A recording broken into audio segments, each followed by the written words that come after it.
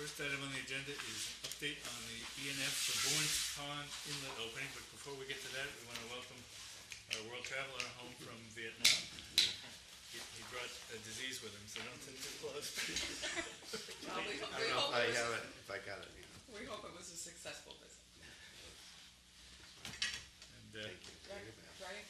and as we say, Virginia is going to give us a little update on the E&F that the county was proposing for Bourne's Pond Inlet widening. Right. This was a proposal to widen Bourne's Pond from 50 feet, which it is now, to 100 feet. And the county was looking at 3 widening projects, one in Yarmouth, one in Barnstable, and one in Falmouth. And they assumed the costs for the initial step, which is called an environmental notification form, which is sent to the state Massachusetts EPA for review. They thought it would be a short process, and their intent was to help shorten the overall process for the town. But that is not so far happening. So my report is simply that the environmental notification form is still under review at MEPA. They think maybe a couple more weeks, but I've also heard maybe not till June. So there's nothing that we can do at this point, and we just have to wait for the regulatory process to work its way out. Any comments or questions about that one? Okay, next item, review and vote on Barnstable County MOU for the Eco Toilet Study, which is in Matt's bailiwick. The Eco Toilet, the MOU, I believe, has been circulated. Yeah.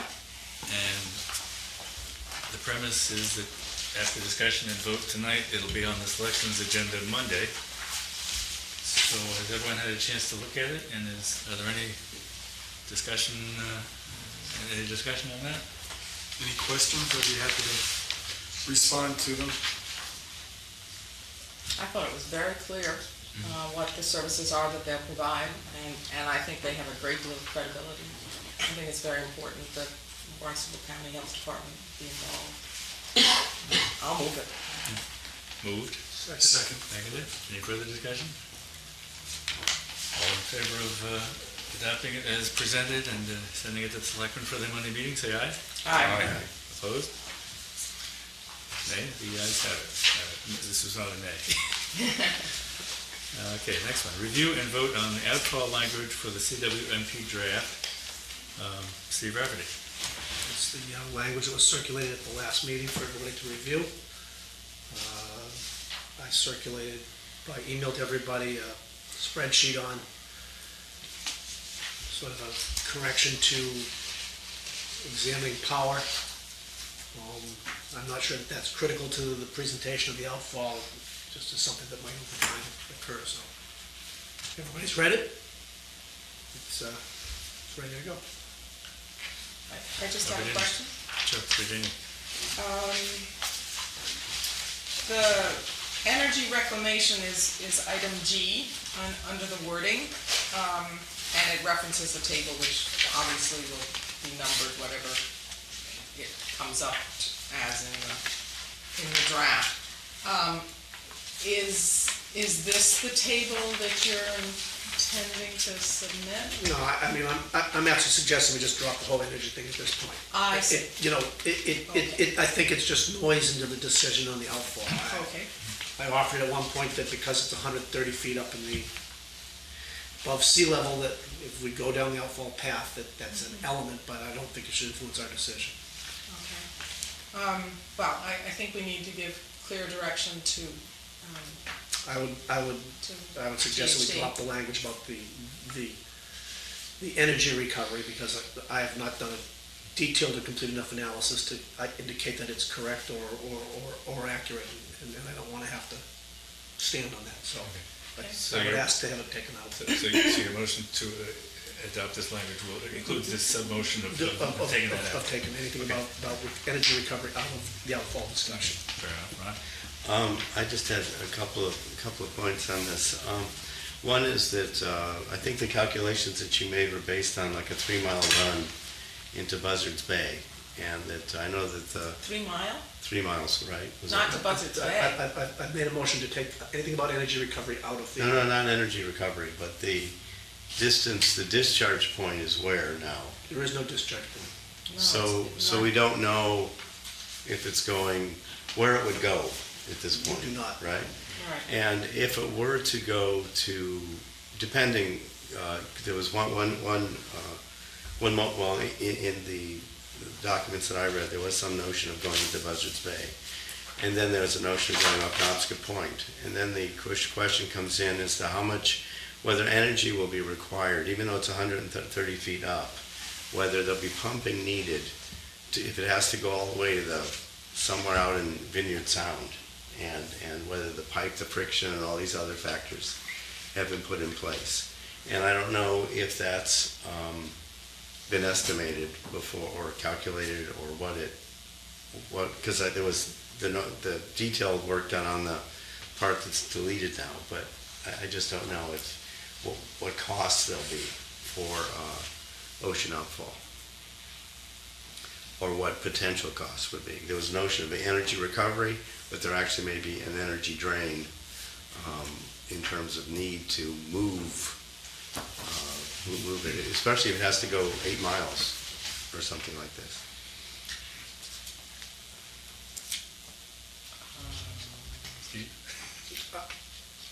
And there's, all the attempt is to say that, I guess the point of discussion here is, do we believe we should include outfall in the discussion of the draft Comprehensive Wastewater Management Plan?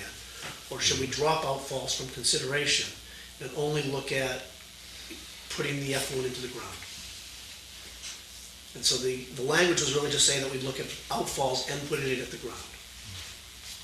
It That's seems what to the me language that is intended to do. what Ron is bringing up is more a detailed design thing. I mean, it has not only the length of the pipe, but the diameter of the pipe, and a whole bunch of factors. And the location. And the location, Right, yeah. Right. everything, Right. yeah.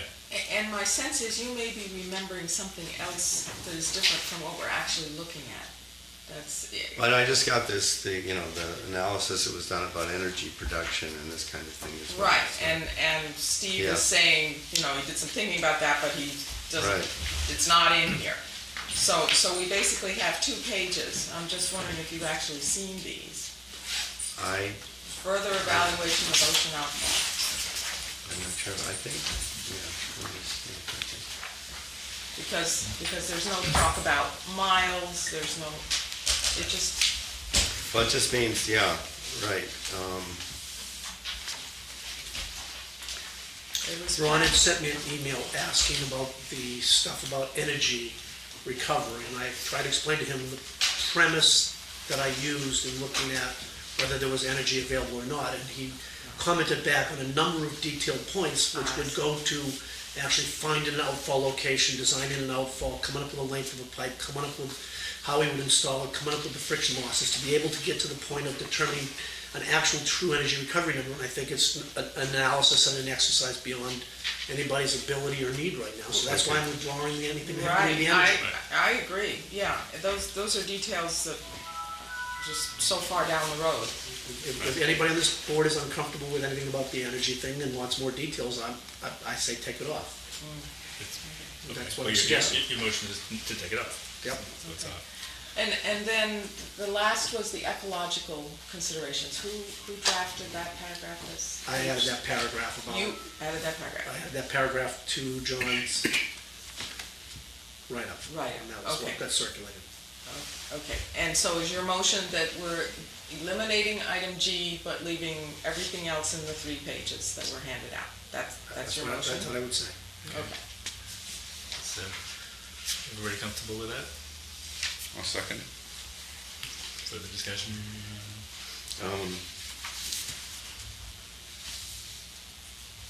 I think, yeah, maybe this is, in a way, it's, in a way, the whole concept is sort of a step backwards, but it is an option that we'll see. I just think that we might have a better idea before we vote on this, what the chances are and what it's going to cost us to try and get permit to do something like this, because if it's like 10 years, 20 years, is it so complex, so many hurdles? Is it really something we want to start investing town's money into, looking into? Do we have any idea how many hurdles, how many hoops we have to jump through, what the problems are, what the resistance is? I just am not comfortable with this until we have a sense of where it's going to go or what's going to cost, just to get a permit and when it might happen. Well, the short answer is right now you can't get a permit. Right. Cannot, No, okay. cannot. Yeah. So we're putting it in the list of options. Obviously, you would have a change in state law and regulation to even ask the questions you're raising, much less get permission to do anything. But putting it in as a list of options, I mean, as Steve has often said, you either drink it or swim in it. It's going somewhere. And this is the swim in it option. The other point I think that John Waterbury would make is that by keeping it in the CWMP, we keep it as an option on the table if it turns out that we need to use it. You've raised the questions that lots of other people have raised as to how difficult it's going to be. Not to mention the long history that the town has had about their feelings about outfalls. But it just seems to me there's no sense leaving it out. I think by having the language in there, it leaves us the option of pursuing it if we need to. And I like to keep options open. Fair enough. Further comment, questions? I just, I mean, there are a lot of things that we could put in there. We could say like, anything, ship it somewhere, do something, which is what we're doing now anyway. We're shipping tons of sludge off Cape every week practically. But I still think, is this something that could jeopardize the whole document? Because DEP may look at it and say, what's the feedback on DEP about this idea at this point? They like it. They like the ocean outfall idea? Even though it's against the regulations? They like the idea of exploring it, since it's been 30 years since it was made impossible to do, and many things have changed in 30 years. They like to keep their options open too. And when I spoke to Brian Dudley about other technologies for oyster ponds, he was very clear. He said he doesn't care how we do it, as long as it's legal and meets the TMDLs. Yeah. If we wanted, in that case, we're limiting it to certain technologies that we know the neighbors will approve of. Right. And so this would require changing state law. Is that what you're saying? Yeah. And how long does that take? You guys, I got two people in here. Ron, Anyone's guess? if I can through the chair, Ron. Yeah. Right now, we have a plan that says, if and when we increase the wastewater flow to the treatment plant in West Falmouth, that we cannot discharge more effluent on the existing treatment plant site.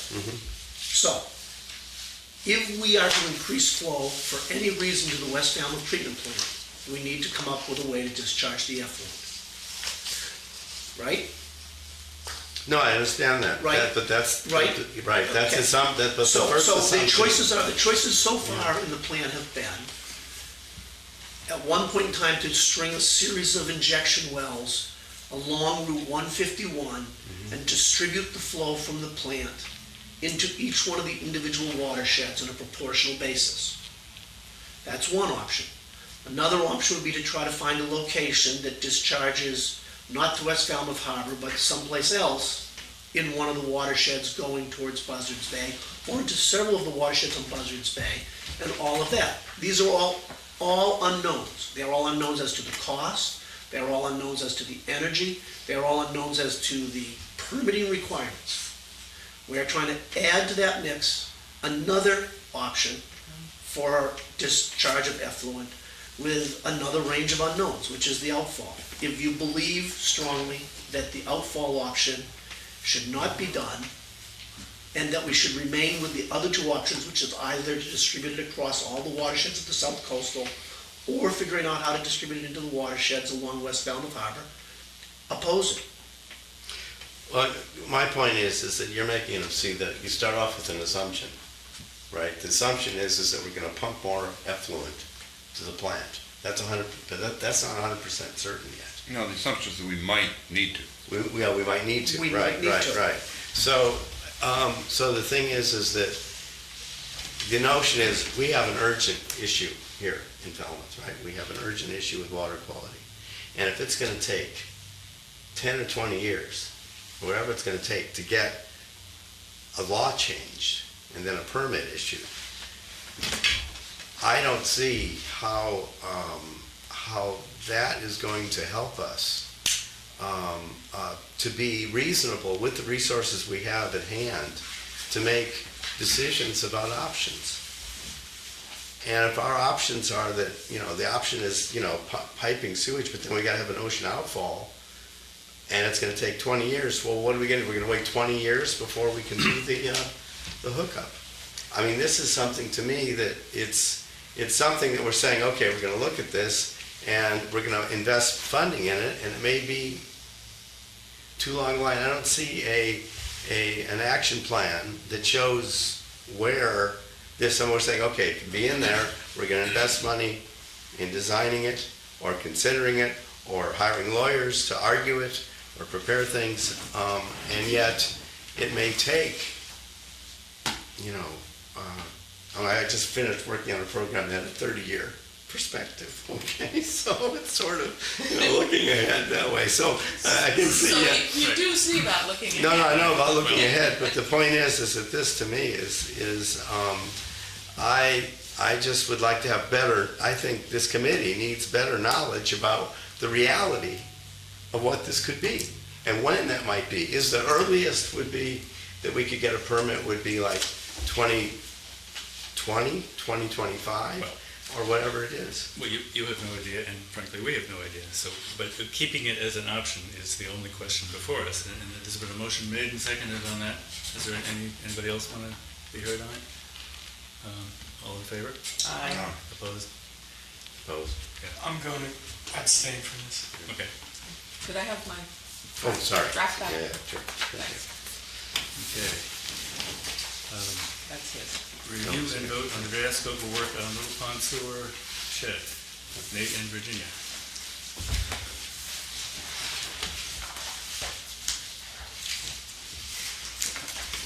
Okay, put up your cards, and pass out what you need to pass out. Yep, okay.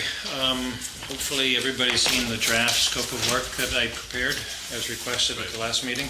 It was emailed around, everybody has had it for a few days. And I have since got one comment on it, which I have edited in there, just again as a markup of what's there. I didn't really want to give you anything else that you hadn't seen. And We could set these on the ledge here, maybe? yep, We have extra copies for these folks. I made 15 copies.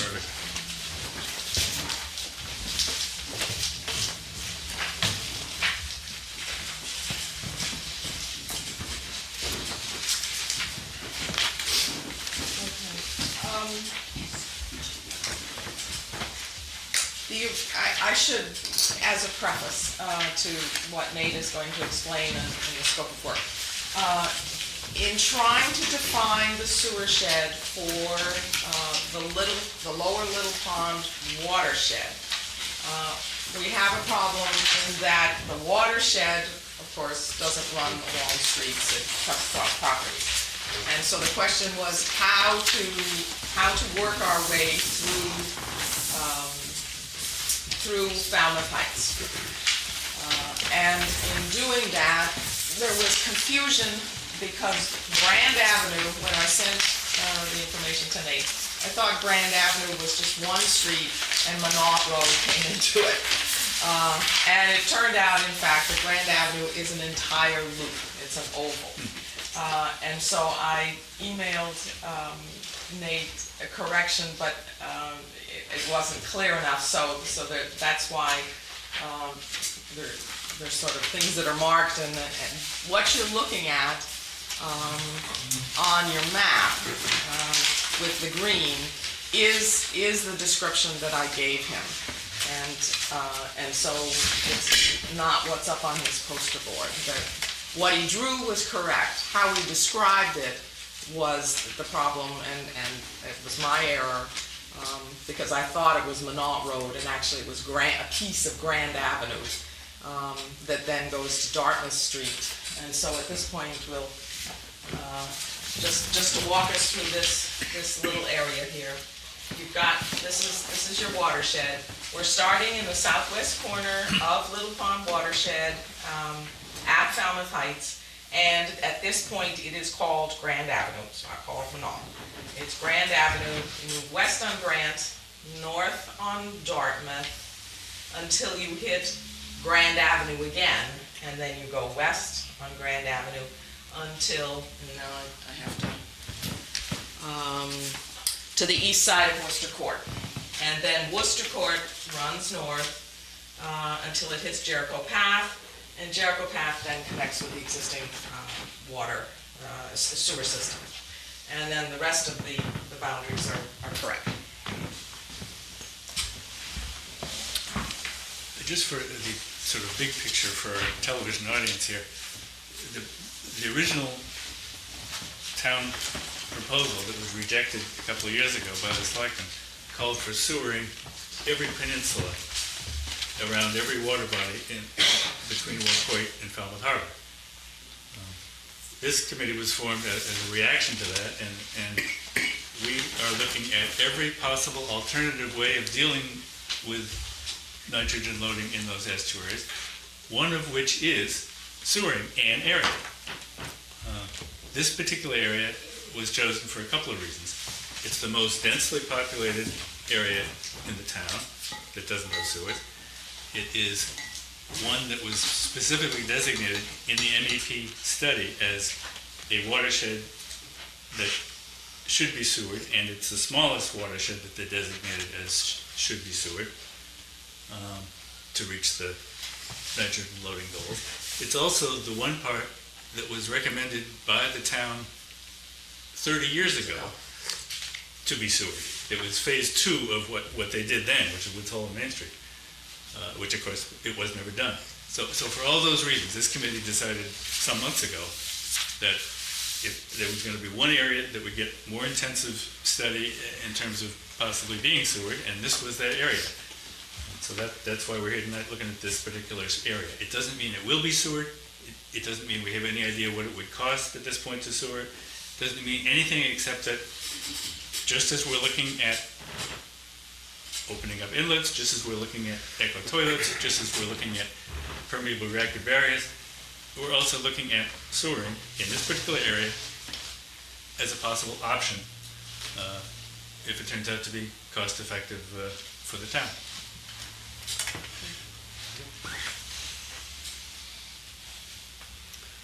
I think the only other piece of information that perhaps we should state is that in the original draft Comprehensive Wastewater Management Plan, the cost for sewering was done for the entire south coast, all the peninsulas. It was called Area A through Area F. And the particular costs by watershed were not broken out. So we're now asking GHD to look specifically at a specific area, tell us how many parcels there are there, commercial and residential, what's the actual flow, and then what is it likely to cost based on your manuals or however it is you estimate. What would it cost to sewer that area? That gives us a point of comparison when we look at other alternatives.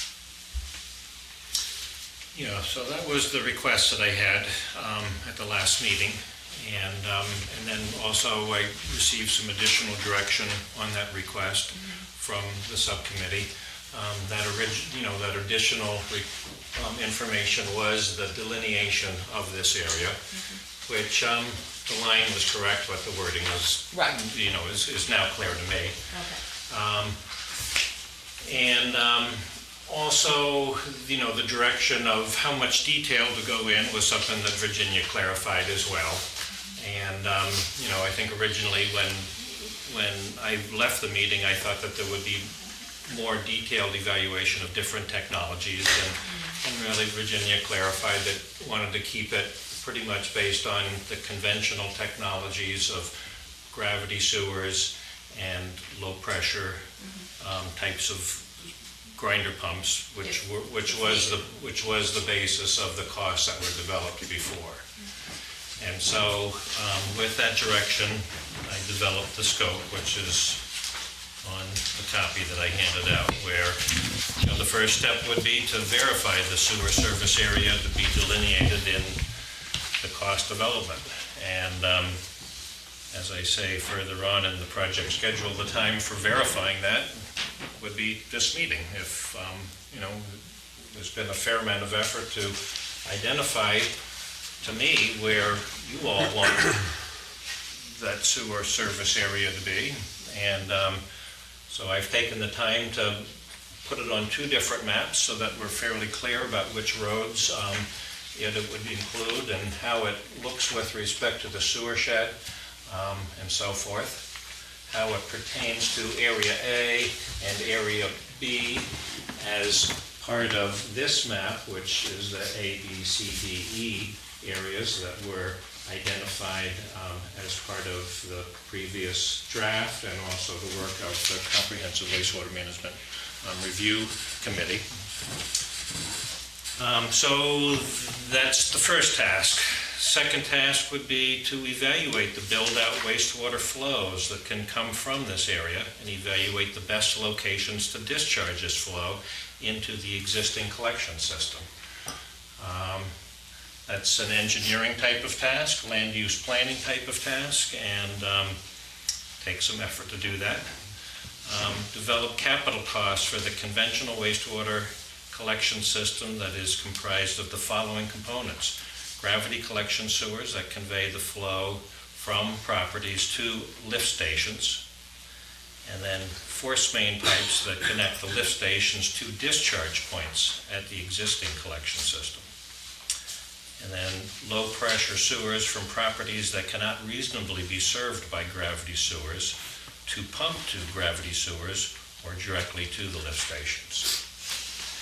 And then individual home grinder pump stations at the properties that cannot be served by gravity sewers. So this was the conventional collection system technology that I was directed to use as the basis for the cost. And these construction costs will be based on estimated pipe length and depth and costs from recent Chatham sewer extensions that have been bid and have now been constructed. Task 4 would be to summarize the cost for the sewer service area in the revised draft CWMP as a subset of the phase 1 and 2 areas. So I'm kind of assuming that this area here would become an area that might be called Area B prime or something like that, as it fits into the A, B, C, D, E, which was the direction from the CWMP Review Committee. So it's separating out, it's sort of separating out a portion of B and all of A. So the cost would be summarized as a subset of the phase 1 and 2 costs. Costs, wastewater flows, and a number of equivalent dwelling units served will be summarized similar to the level of effort summarized in Technical Memorandum Number 7, which was the final tech memo that came out from the CWMP Review Committee. And then the final task would be to present the findings at one of your meetings, as these evaluations are finishing up. So that's what I proposed for a great budget of $8,536.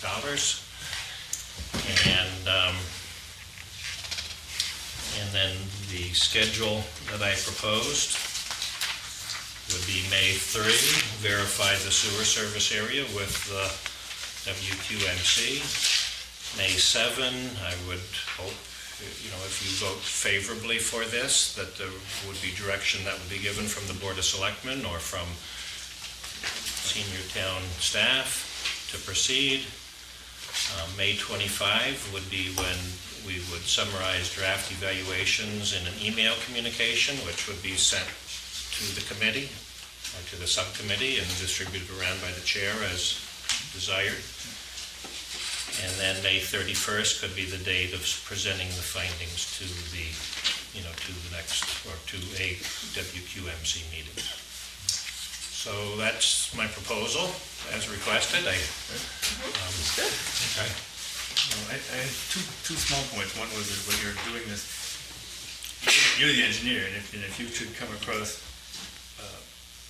a slight change in it that in your professional opinion would make it more efficient or less costly, while continuing to service the entire lower watershed, you should do that. And we're not sewer designers, and you are, so you may, if you come across something like that, incorporate it into your work. Okay, yeah, I think, for this planning level type of thing, it's, it is important that, you identify which area you want, and, I'll develop the cost for that. Certainly, the way that the cost had originally been envisioned was, on a peninsular sort of basis, which does go against the watershed sort of basis, which is the real driver for all of this.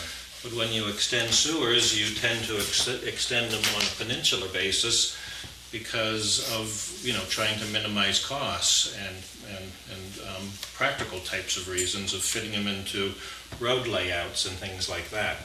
So the concept was, this is a peninsular area and it would tend to go up in this way. This is a peninsular area and it would tend to go up that way, and a peninsular area here. So that's why there's a bit of work of redirecting the flow, pretty much for all of this area to be redirected that way. Comments or questions? Steve? On number 3, on the different sewer technologies, it clearly implies that the gravity collection sewers are the default and the low pressure and grinder pumps are the second choice. Is that because the second choice is more expensive or less reliable or both? Or something else? Yeah, we have found that most people prefer gravity sewers because it's nice to have gravity doing the work for you, and you don't have to have a pump in your yard pumping the sewerage somewhere. So typically you try to use gravity to convey it away, and then you can get some economy of scale by locating a municipally owned lift station. So instead of everybody having their own little pump in their yard, little pump station, you use gravity to convey as much as you can to a municipally owned pump station. And that is typically the preferred technology for municipal sewering. So it's a combination of reliability and public acceptability and maintenance, not cost. Correct. We should clarify, the direction you got from the subcommittee was to design basically the standard gravity sewer. We understand there are alternatives that have their own set of issues and their own set of costs. This is just to create one yardstick using the basic gravity, except in a few instances where you can't use gravity here, as a yardstick. Later on, we'll revisit this and talk about other vacuum systems and other different kind of systems that might cost less but have different issues. But for a yardstick, the idea was give us the plain vanilla standard operating sewer system for this watershed.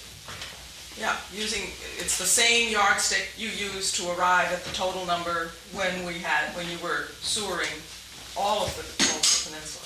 Correct. Okay. So, Right. yeah, just one little technical thing. I mean, this area here that you have where it kind of goes in and then out again, I mean, yeah, that is there something about the water flow or something that? Teaching at school. It's following the property lines. What you're looking at on the map on the right follows the property lines, and there is a town-owned street. This is Davis Road, Davis Straits. Yeah. There's a town-owned street called Alphonse Right, Street. okay. That leads into the backside of this large property, which is town-owned.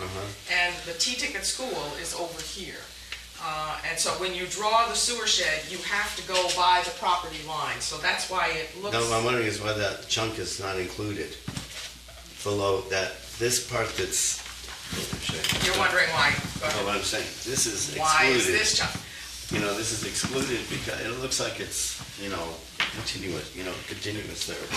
It's not in the watershed. It's not, it's very interesting you bring that up. I was trying to be as rigorous as possible. We said the lower Little Pond Yeah. watershed, which directly feeds into this pond. Right. So this portion of the watershed actually goes in feeds into Great Pond. Right, but on the other, all the way, that section from, Yep, this is to the all Great, west? this is all Great Pond. This is the water boundary for Yeah. Little Pond. right, This goes into Great Pond. but that hatch mark is the area to be It's managed, it's right? the closest path of reasonable street to There you follow the watershed boundary. That's it. It's the closest path using existing public Okay. streets. And to be fair, there is one little twist to that, which is when you get 3/4 of the way down a street, we went all the way down. Well, In that lower Mara Vista Oh, I section. see, Yes. no, I see that, yeah. yes, It just looks odd up there, it seems that the water would be still moving toward Little Pond not in that according, little, not according to MEP. No, Brian House says all of this Goes goes in. into Great Pond. even that little, Yep, right. All of this If you go to the map, is Great Pond. Virginia, if you go to your map to the far left here, yeah, does that, yeah, or This is the the one same, even, same thing again. The blue lines are the watersheds. okay, the blue line is the watershed then. Yes. Right, and it's relatively smooth and continuous. Okay. Then the other thing is, Eric, thanks for the summary of how we got to this today. I think that was great detail, but I think that we're looking at this still from the standpoint of 30 years ago. And the ideas that were behind this, of having to sewer this. In the last 30 years, a number of new technologies have come up. And I think that the sewer option is definitely one that needs to be examined. And that's good that you're have prepared this concept. I think at the same time, though, we need to look at things like the denitrifying options that are being applied in Mashpee and a lot of other places for clusters and for individual households. It's another option, because I think this could just delay the whole process. I think that if we do this now, and then we wait and find out what the price is, and then the next thing is, okay, well, what would denitrifying systems do? What would the cost be of a denitrifying concept? What would the cost be of a combination of sewering, denitrifying, and composting, toilet type thing, or eco-toilet, and just looking at the technologies that the DEP has approved. Only looking at those at this point. PRBs may work, oysters may work, other things may work, but we'll have to look at once we get some information back from our demonstrations. But I would like to make a motion with regard to your proposal, and I prepared it, and I'm happy to read it to the public as well. It would be helpful if you have these to send them to members Yeah, before the meeting. well, the thing is, So we can read them too. well, I don't know what well, we can read it together. And it's not that much of a deviation from what. And basically, what I'm suggesting is just what I said, and that is that in looking at the task description, I have extra copies if anybody, I've got extra, so if anyone else needs one, you need me.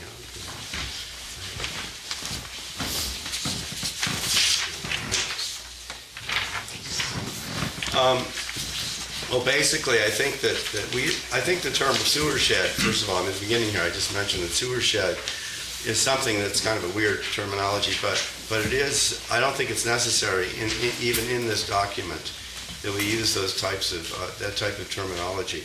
I think that it's better to look at the wastewater management areas and not talk about them as sewer sheds. It's kind of because we're looking at a lot of different options. And so at the beginning here, I'm suggesting that we that we drop that. And at the same time, I have some suggestions on the scope of work. And the scope of work follows very much what Nate has put together. And it looks at, again, the wastewater service area rather than the sewer service area or whatever. And talking about, the point A is the one of delineating the area properly for cost development of a wastewater management treatment systems already approved by DEP, which is what I've mentioned. Second point is evaluate the build-out wastewater flows that come from this area, very much what Nate has put together. And then 3 is evaluate all presently approved options by the state DEP for wastewater management and treatment for potential and estimates of acceptable application in the area, including but not necessarily limited to the following. But I would say that the first option is the extension of the town's existing central sewer system, including all required components, as well as supplemental treatment and additional effluent discharge needs and costs at the town's wastewater treatment plant to service the area using current actual costs from Chatham, which is Nate's suggestion, which I think is good, sewer extensions to the degree possible.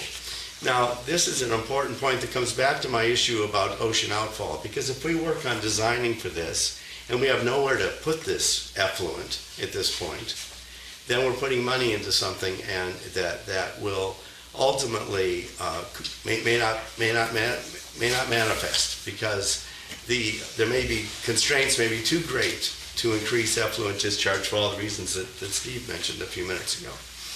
And then the second option is that at the same time of doing all of that for the sewer, I didn't delineate all the points, I just said comprehensive, basically complete system for sewering the area. And then the second one is to use the on-site household denitrifying cluster denitrifying systems, or a combination of the two, possibly with sewers or without, and using the data from the 1,500 installations on Cape Cod alone to come up with another alternative cost estimate of what it might be to manage the wastewater in this area.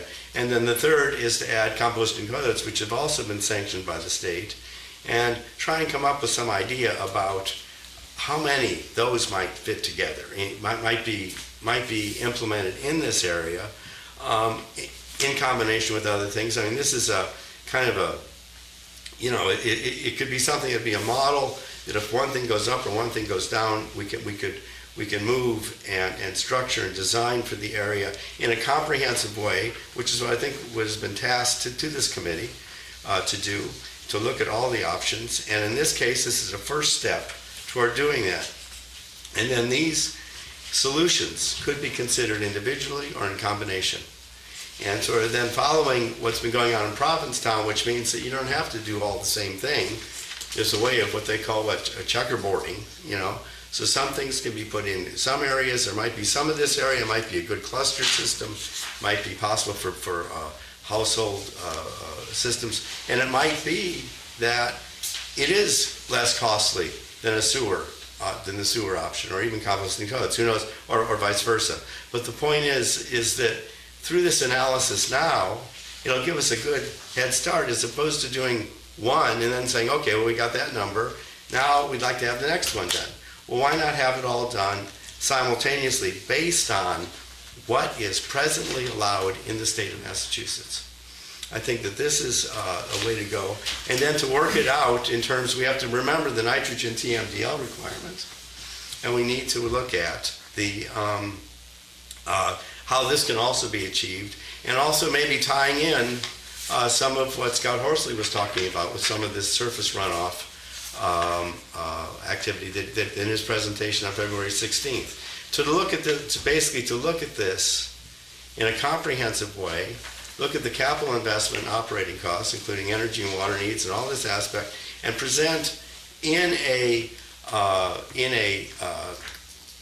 qualitative and as much quantitative way as possible how this might work. And I think that there are firms that can do it. GHD has experience in, I think, all these technologies.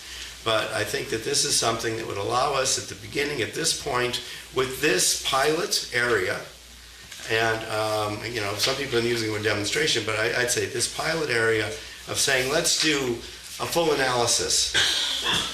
And so I'm basically making a motion that we change the language in this document and try and ask GSG if they're interested to try and come up with a comparative analysis of these different options, either in combination with each other or independently, whichever comes better.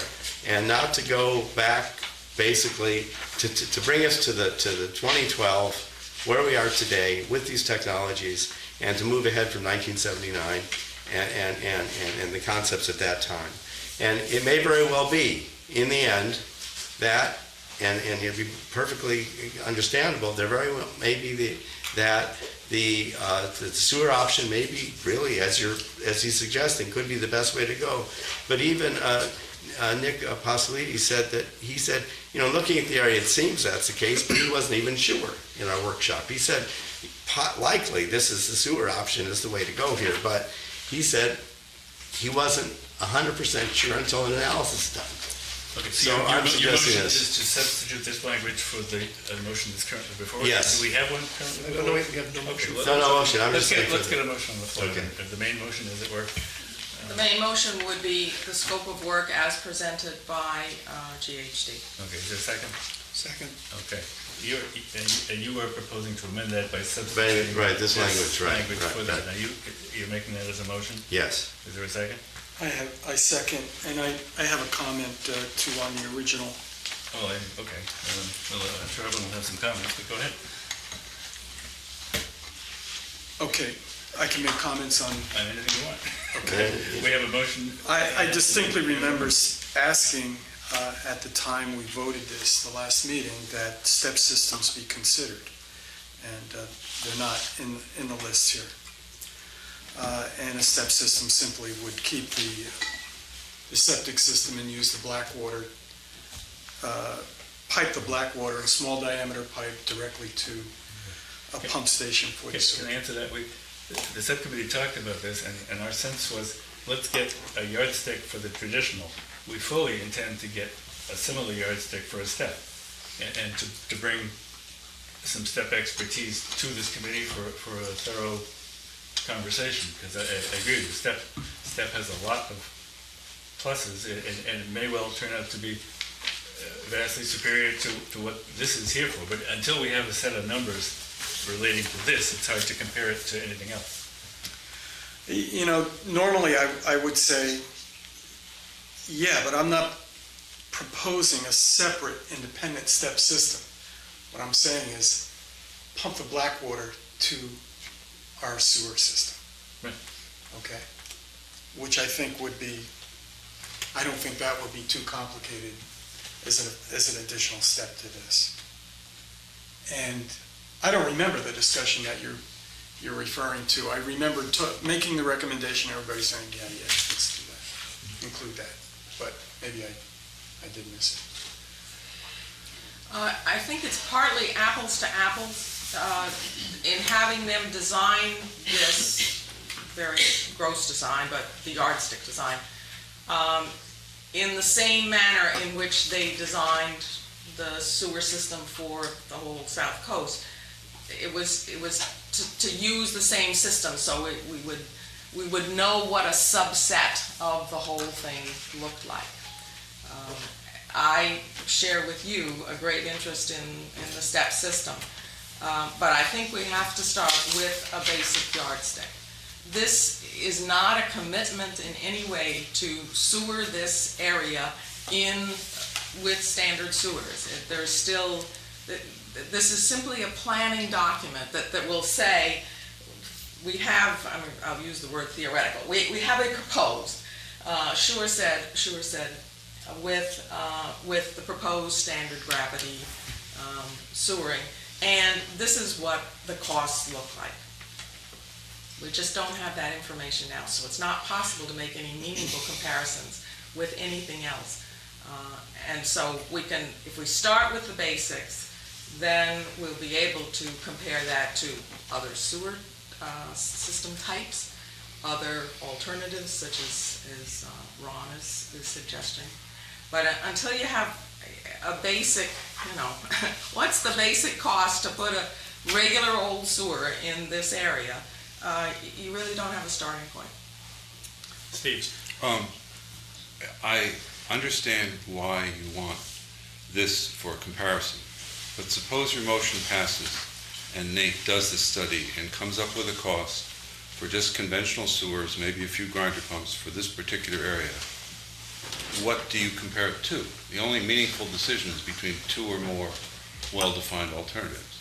So now I suppose you have this answer. Right. What do you compare it to? Do you compare it to denitrifying systems somewhere else? No. To step systems somewhere else? Well, next step or next iteration, but until we have some idea. Right now, the only number, the operative number that we have is it costs $300 million to do the entire South Coast. That's the only number we have. We've got to have some idea of what is it. Are you thinking of on reducing it to a watershed. per household cost and then extrapolating it that way to other areas? I haven't even gotten that far. Until we figure out a basic number for one watershed, we can't move ahead. I could see your objection to the composting toilets line in Ron's proposed amendment, because you could argue that if you could do that for anywhere close to Nate's estimate of 8K, the Eco Toilet Subcommittee would think they'd died and gone to heaven. That would be duplicating their work. And they don't think they can do that for $8,000. And it's being studied. There is that other committee doing that. And there's a shellfish committee doing that. But there's not even a committee doing denitrifying things or step sewers. So but just stay with step sewers for a second. Why isn't there probably an incredible economy of scale for Nate to study step sewers for this particular area at the same time? Well, because a lot of it is topography and layout and so on. Let's ask. Okay. After the last meeting, and, I heard the discussion, and then I, got some direction on which way to go and follow that direction. What I originally proposed was to look at the various technologies, look at the other technologies, particularly STEP as suggested, but there are also vacuum and, vacuum, STEP, and grinder pump and gravity are the four main types.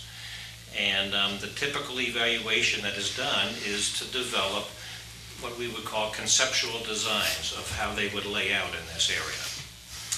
And, of course, the gravity requires some slopes and picking out properties where pump stations could be located and things like that.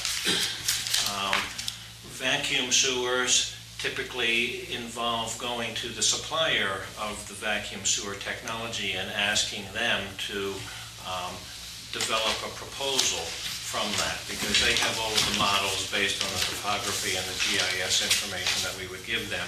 They would develop the information, and then we would take it and bring it into a comparative type of cost basis. And the same thing with the STEP system as well. We would typically use the suppliers, which is one of the main suppliers is Arenco for that type of technology. And they have the models and the sizing and all of that. And so that's vacuum. The grinder pumps will typically do that as well. So that's the evaluation of looking at the four technologies, developing conceptual layouts for them of how they would cover this watershed, which becomes a sewer shed when you have to box out the watershed lines a little bit to be able to take advantage of road layouts and how the sewers would actually be laid.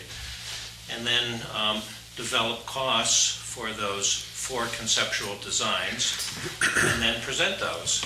And typically when we've done that in the past, we've also used a workshop type of format where the pros and the cons of the various technologies are presented, discussed. Various system suppliers, typically the vendors for those technologies, come and make sure that you understand their technology, where they've been used and things like that. So that was something that I was thinking in the early stages, and I think it would be useful. It is more expensive. So you're saying it's another 8K for each of the other three technologies? 32K for four? He doesn't know. I'm not saying that. I mean, I can give you a revised cost for those things. But it's not 9K. Through the chair here. Yeah. And let me just point out, we have been talking to our Renco and others to bring them here to talk about these options in the kind of format that you've proposed here. But as of right now, none of that has occurred because we've had a lot of other things on our plate. Ron? No, I just wanted to say that about my motion, is that I only got this yesterday from you about this proposal. The proposal from Nate only came to me yesterday by email. And so I was a little jet lagged yesterday, so I was not able to deal with it anyway. Yeah, because it went out 4 or 5 days ago. I got it yesterday somehow. Steve, But just Steve. one more point, is that I would be happy to add the step system to my motion. All right, Steve. I am extremely disappointed. I'm extremely disappointed at this motion, at this motion. I'm extremely disappointed. Every time we talk about equal toilets, we talk about equal toilets. We don't turn around and say, when we're going to talk about equal toilets, we also want to talk about sewers. We do not do that as a committee here. So, we've gone through 2 meetings and came to here to say, for $8,600 some odd dollars, let's get a better cost estimate from putting sewers into one area here that's at a point. Now, we have a motion in front of us, to that, we have an amendment to that motion, to turn that from getting the price for sewers in that area, to adding on to it, doing a study of denitrifying sewers and coming up with a price for denitrifying systems for that area, to look at cluster systems for that area, to look at composting toilets and cost for composting toilets, and to look at step systems. So, there's an initial motion to look at sewers. To that, we can add denitrifying as another cost and go back and ask for the cost. We can add the step. We can add all the stuff. But I tell you right now, anybody comes in with any other article, anything, I'm going to stick and say, I want to have the price of sewers for that area, for the whole town added to it. This is hijacking. This is hijacking the whole thing. I'm aggravated. I'm really aggravated, as you can tell. I mean, this wasn't distributed to anybody before here. We had a whole discussion at the previous meeting. We distributed information, and now we have a thing in here that's got 5 other things in it. I'm just upset. I will tell you right now, I'm not voting for the amendment. Point of order, which is I believe you have to change your tape. I do think composting systems should come out of the motion, because they're certified by the state for use, but they're not certified for use in a denitrifying sewage plant. Or to meet TMDLs, I guess that's a better way to put it. And that's what we're trying to prove, and that's what our design of our program and our demonstration project is designed to prove. So, you know, you can't put in composting toilets. I just think the premise that you're basing that on is not true. So, you know, I would, if this is to go forward, I think it should be stricken. That C of your motion should be stricken. And also, you know, I could see denitrifying septic systems,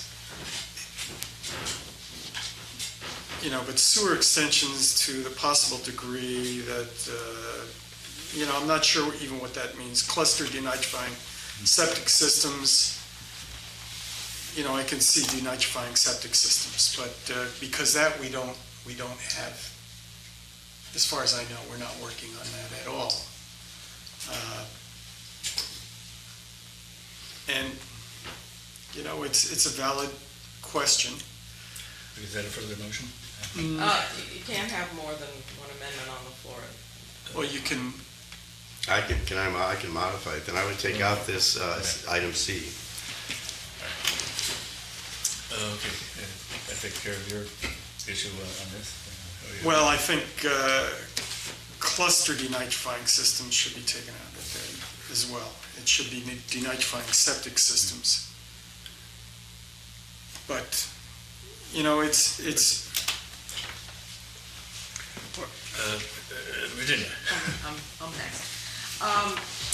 I want to pursue the line of thinking, explore it a little more carefully with what Matt was asking about and what you've just described as the 4 systems and including a workshop. I thought that the scope of work that you presented very clearly supplied a very necessary piece of information. And it did it in a month. So if you add the comparisons so that you have information on all 4 systems, sewer systems, and if you add a workshop, you're going to have to convince us why you think we have to have a workshop for you to provide this information to us. How does the timetable stretch out? And you need to give us at least a ballpark of what you think it will cost instead of $8,600. Do we need to come up with an estimate? Yeah. Well, you're putting me on the spot. Best estimate. Okay, the reason why a workshop is good is it, similar to the workshop that we had with Nicholas Apostolates. It allows everybody to talk and be equal and to listen to ideas that are presented. Well, we know the reason why a workshop is desirable. The question was cost and time frame. Okay. I would say that it would double the time frame, so it would be 2 months. So it'll be the end of June before we got the information. Yeah. I think that, if you wanted to go forward with this first item, that's something that has to be done, and it can be done more quickly because there is a lot of the information that's developed already. It's really a matter of grouping it. At the same time that the land use information would be gathered at that same time, and the inquiries would go off to the equipment suppliers, which are the ones that need to weigh in on it. And then it does take some time to get that sort of information back from equipment suppliers. Of course. And they provide fairly detailed proposals, which then have to be able to be evaluated and brought in and compared on an apples-to-apples basis. So that is sort of the additional month that I'm saying would be needed for that. The additional cost, I think it would probably add an additional $15,000 to it, something like that. Okay. And that's a guess. I hope that you would We won't allow hold me you to look at it in more We detail. won't hold you to it. Right. Okay, and then here's my follow-on question. As I understand it, the draft CWMP does not require us to evaluate in that document which sewer system is best. We don't have to basically do the design for a particular area. We just need a general idea of what it would cost. That's an obvious question that citizens and selectmen ask, and it's just a logical part of the whole study. The drafts of the CWMPs that I've seen don't go into that level of detail. So although it's obviously something that's of great interest, if we decide ultimately to sewer this area, I don't see that it's essential to do now. You disagree? No, I don't disagree. The way that we have done CWMPs is we try not to get into that level of detail because that level of detail can be divisive. And the costs that we've developed for this combination of gravity and grinder pumps is sort of the tried and true. It's not the most expensive, it's not the least expensive. It's sort of the middle of the road. And then, of course, we throw these contingency factors on top of it and fiscal, legal, and engineering factors on it, which everybody goes, why are you doing that? Because there's so many unknowns when you go to do preliminary design and detailed design of a sewer. And easements, taking easements, as we know, is very expensive. And also, the types of technology that are chosen. So, yeah, your statements, I agree with them very much, that, typically CWMPs don't get into that level of detail, but there does need to be a sort of representative cost that's put out there as a placeholder. Right, okay. And so that's my message to you, Matt. Obviously, all of this will be looked at carefully if we proceed with sewering this area. But I don't think we need to spend either the time or the money right now to do that. I would just do a tried and true placeholder cost so that we can nail down that section of the draft CWMP and move on. So, just a clarification, so that's throwing out the step system. Not at all. It's throwing, if for you want, this. For that. for this particular, that's correct. It's not, because it's clearly a variation on the quote, tried and true. It won't disappear off the radar screen. We're all very interested in that. But I don't see any advantage to throwing it into the hopper now, and I see significant time delay and cost if we do. Steve? I have no problem staying with the original scope if there's some legitimate time reason for doing that one first. But as the grammarians say, there's a lack of parallel form that I still don't understand.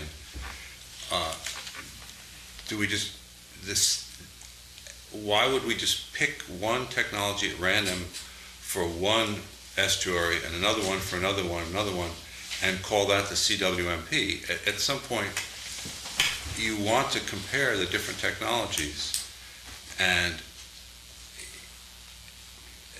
let me back up for a second. At the last meeting, when the schedules were discussed, I noticed that there's a place in there for a denitrifying demonstration project, which actually would have begun this past March. Yeah. And I was told, well, we're not actually going to do that. So I just want a good faith statement of, are we going to do this? And if so, when? And if not, why not? Okay, we will be discussing that at the next meeting when we have the actual text that's going to go with that schedule. So if we could not get too far off the path in discussing denitrifying systems at this point. And what about step systems? All of that will definitely be considered at the time we start looking seriously at sewering this area. And If we sewer this area. If we sewer But, this yeah, I think that part of the problem here is we don't have any real numbers for the sewering piece. And Or we for have- the step? Well, never mind. I mean, STEP is a subset of the sewering piece. Right. It's a different form of sewering. It's presumably a cheaper form, but it's part of the same issue. We don't have real numbers for any of these options at this point. That's why we're doing these RFPs, to get real numbers, pounds per dollar, dollars per pound for each of these options. We need that same kind of information for the standard old-fashioned sewer too. It has to be Absolutely. on the table. And the only question is, why not add other things to it? The short answer is time. time. We really want to get something on it. This would take years, and with all due respect, potential solutions to be considered individually and in combination as appropriate. Well, who decides what's appropriate and where? For a program where one or more options are to be used in the service area, this is impossible to perform, I agree. either as a study or in real life. This is Ron's amendment. I'm not making an official amendment. I'm just saying, I don't understand why a few other relatively conventional sewer systems aren't included, because with perhaps a later deadline for submitting that part of it. You need to get the whole CWMP put together, and this is one piece that is not in there yet. We had, the timeline was to have the draft CWMP to the selectmen in June. This fits that timeframe, but doing anything more involved will not. And I don't see that it's needed or has been included in any other draft CWMP.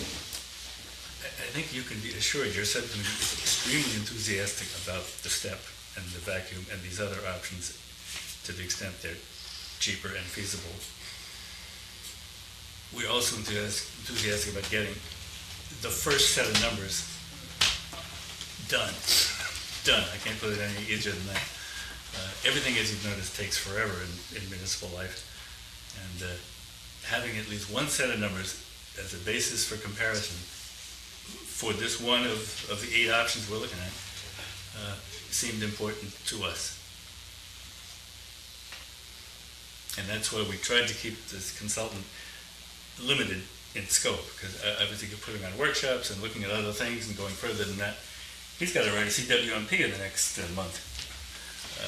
We all have to write a CWMP in the next month, and to create that whole set of presentations and issues and conversations, it just wasn't the top priority at the moment. But getting one set of numbers out there for this option was. Well, I certainly don't want to obstruct the CWMP, but if I was Mass DEP looking at it done this way, I would think it was strange, but I'm not an expert on CWMP. So I'd say further conversation, then we're going to take a vote, I think. Yeah, I just think that that what you're suggesting, Virginia, will delay things further, because I think that we'll be doing things in a long series of analyses. They can go on forever, and that the critical thing now is to begin to look at, and I agree about this, the composting toilet, because of the TMDL issue, can be taken out. But I really think that what Matt suggested, that this is, at this point, we need to get some comparative analyses done. Nothing's been done till to date. Hundreds of thousands of dollars have been spent so far, and over the years to come up to where we are now. And I think that we need, at this point, to at least consider 2 options for the site, so we get an idea of how to proceed. And I think adding the one and then doing another and doing another, that by the time, we won't be able to make a decision for a much longer time. And it may cost a lot more to do it in series. So, because we're looking at one area, the engineers will be looking at one area, it's got certain characteristics, they'll be looking at those characteristics and then completely do overlays of possibly just the two options. And so I would amend my motion to limit it to the standard sewer system, and the second one would be a combination of the denitrifying and, say, a step option for this for this exercise right now. And I think that this will be great benefit to the town, great knowledge, and will be very helpful as we move forward.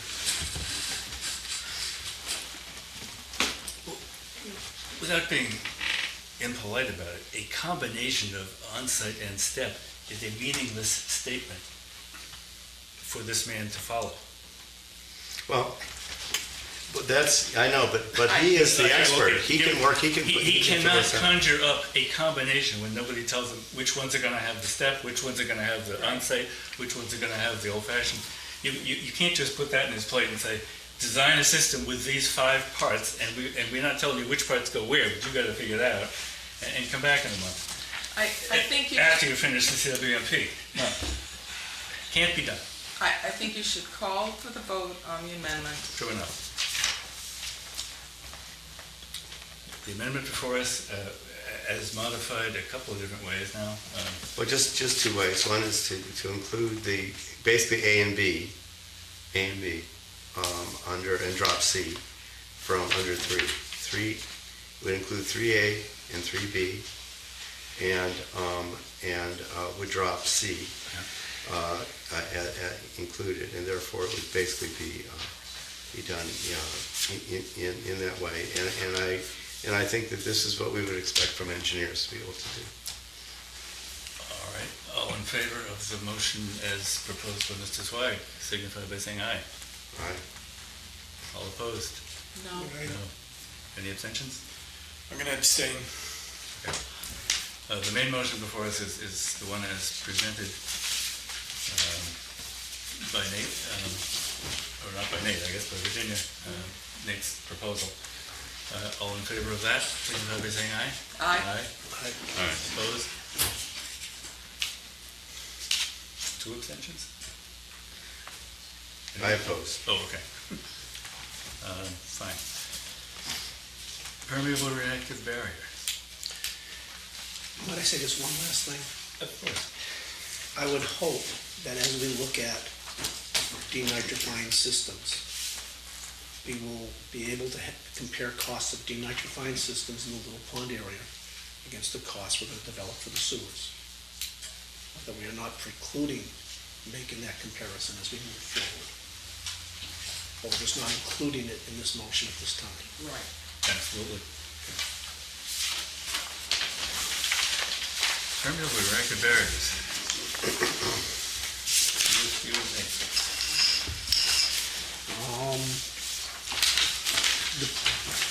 The scope of the permeable reactive barriers is in essence, as this committee saw it three or 4 meetings ago. The difference at this point here is that Nate has worked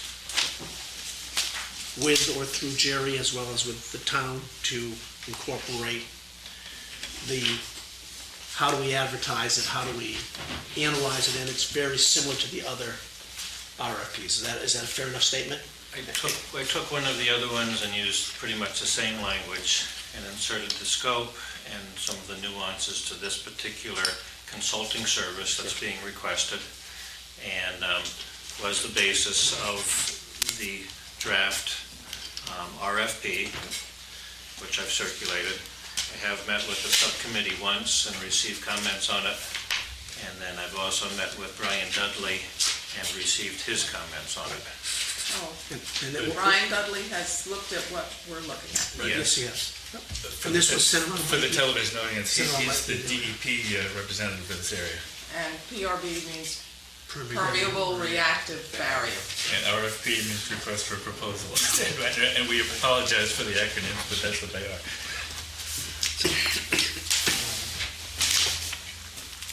Does everybody have a copy? Is this a handout? Okay.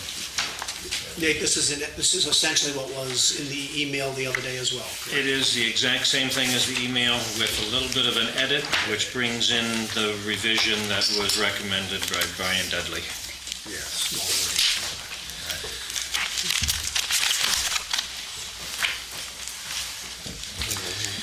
You get more? Any more?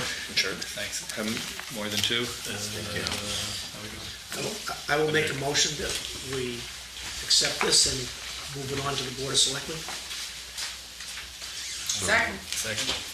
Okay, any comments or questions? I have one comment and one question.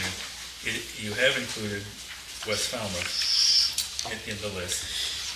And Yeah, we should talk to that briefly, thank you.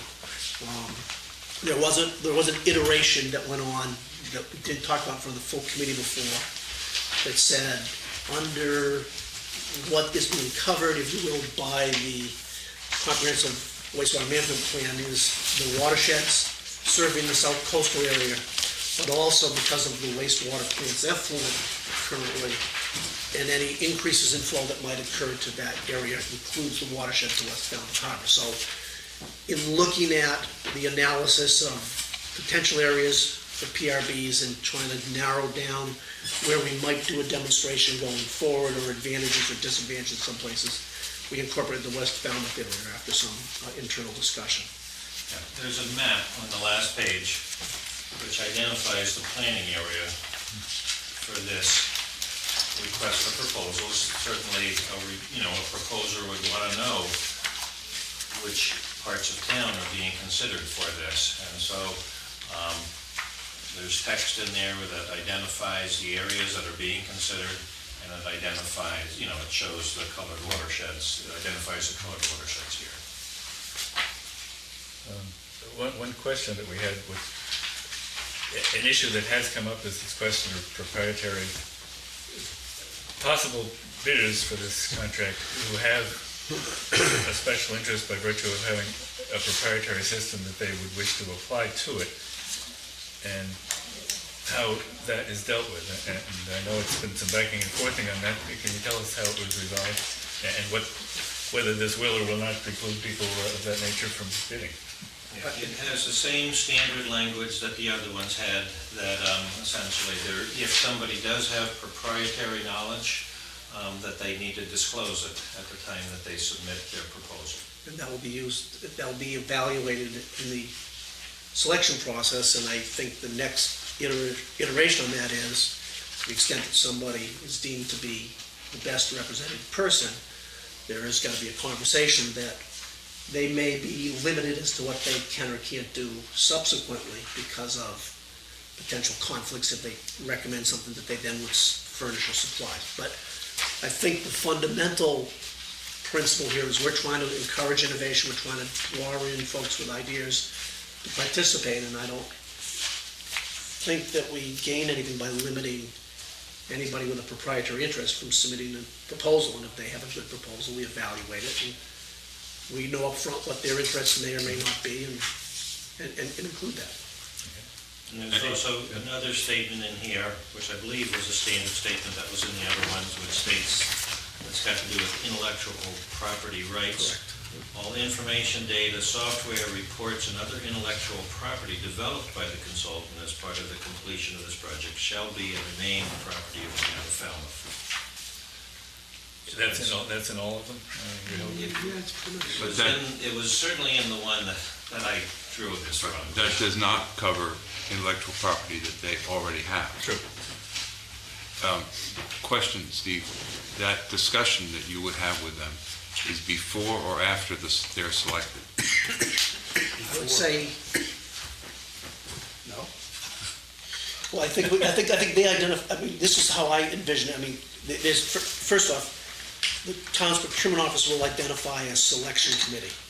And I believe the rule is that we can't have more people from this committee that would constitute a quorum. Okay, so there could be more than one or two of us, but not more than whatever, four. Right. Four, yeah, something like that. And then a couple of other individuals in the town. So folks would look at this. If somebody had a proprietary interest, they would identify that. If the person who, or firm, who seemed to have the most qualifications to do the work that was shown, had a proprietary interest, I believe, before the town awards them the contract, there is a conversation that says, we've ranked you this way, do you understand? You may, by taking this portion of the project, put yourself in a position where you cannot subsequently, do the design or oversee the installation, that will be done by some other entity who will make sure that it's fair. Now they may collect a license fee out of that, but they won't necessarily be. But they won't be judging their own work. They won't be judging their own work. Yeah, there's an issue about judging your own work, but. But the license fee could be exorbitant. Or is that illegal? Then we won't go with them. Then we won't go with them, because again, just as we No, hire but somebody. they wouldn't have to tell you that ahead of time, would they? Or would, I mean, you want to be careful, or you get into there's a phrase for this that I've forgotten, but a kind of a standoff. If they say, okay, I understand, you pick me, I won't be able to do the construction if technology X is used that I own. So, fine, you hire them. They then say, what do you know? Technology X is the best way to do this.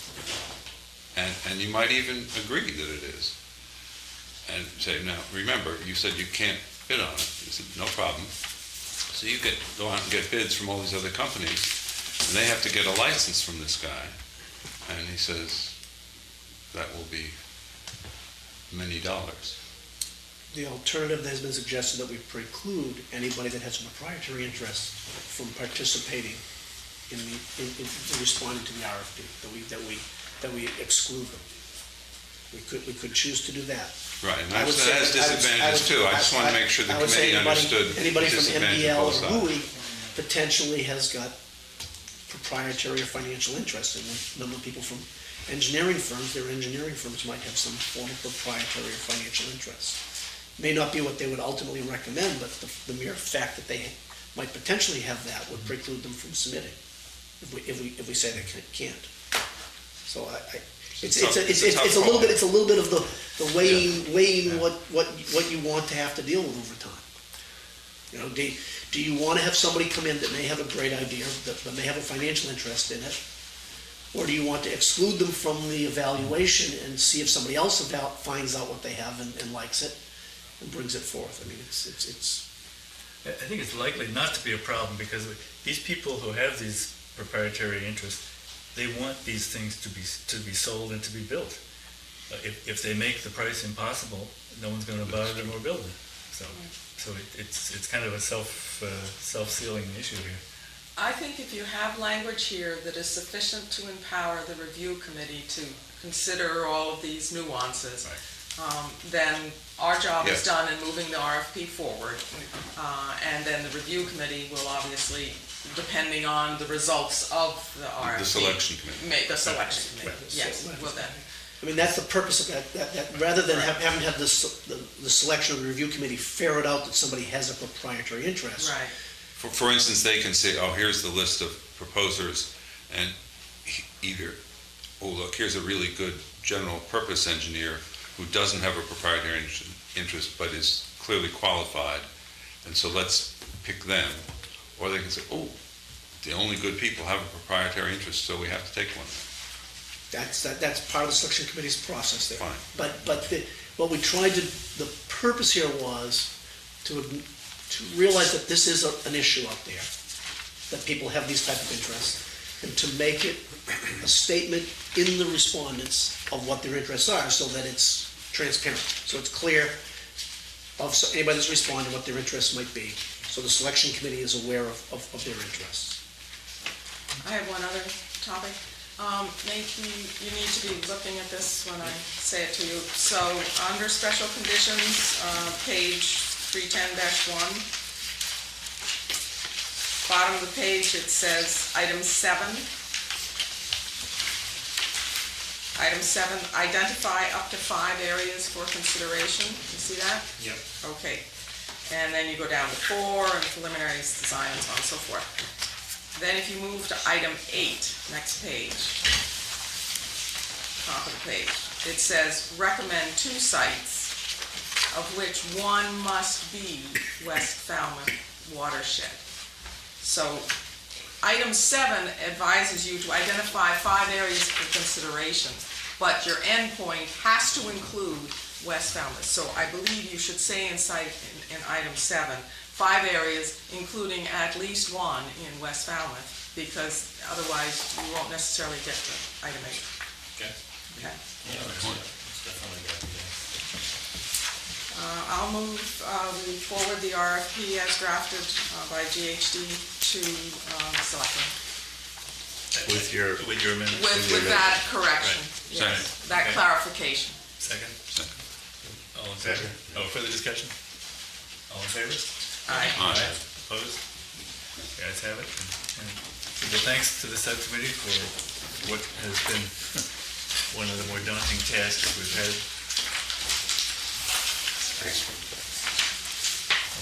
Okay. Discussion on outreach and educational proposals for echo toilets.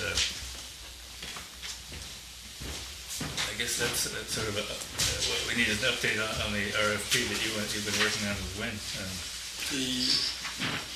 Maybe, you mean the MOU or the RFP? I'd like to both, I guess. Although the MOU, I think we've already done, so we're good on that. Actually, maybe Mike can help you out here. They want an update on Sort of the second half of the Education. echo toilet piece, the first half being George's piece, the second half being the part that you and Win and Mike have been right. working on, but The RFP, it's not ready yet, but we sort of We like to need a hear status report. a status report, exactly. It's not ready yet. I have been consumed this week with some of the things, and we did have a good meeting last Friday. I understand how and I think we made a good headway there in terms of how to fit the two together. And I'll be working on the revised RFP to dovetail with the MOU tomorrow and have that to you Monday. Okay. So at our next meeting, we can contemplate having that ready to go. Will you send that around the way you've done the others so that we can all read it and make comments? If you like, yeah, I think I have That's all very everybody's useful. I think it was an effective way of getting input on a wide variety of things and just sort of speeding the process along. Okay. Any more on that? There was, just so you know, and Eric, you were at the meeting, so we're still talking about an intern, I think, or Right. Yeah, there has been some backing and forthing on that, I guess it's fair to say. The county, the offer that we understood was on the table apparently moved on, or moved off the table. It was reassigned. Reassign? is that from the Cape Cod Commission, or? That was the commission, right. That was from the Cape Cod Commission, from Glenn, talking to him yesterday morning.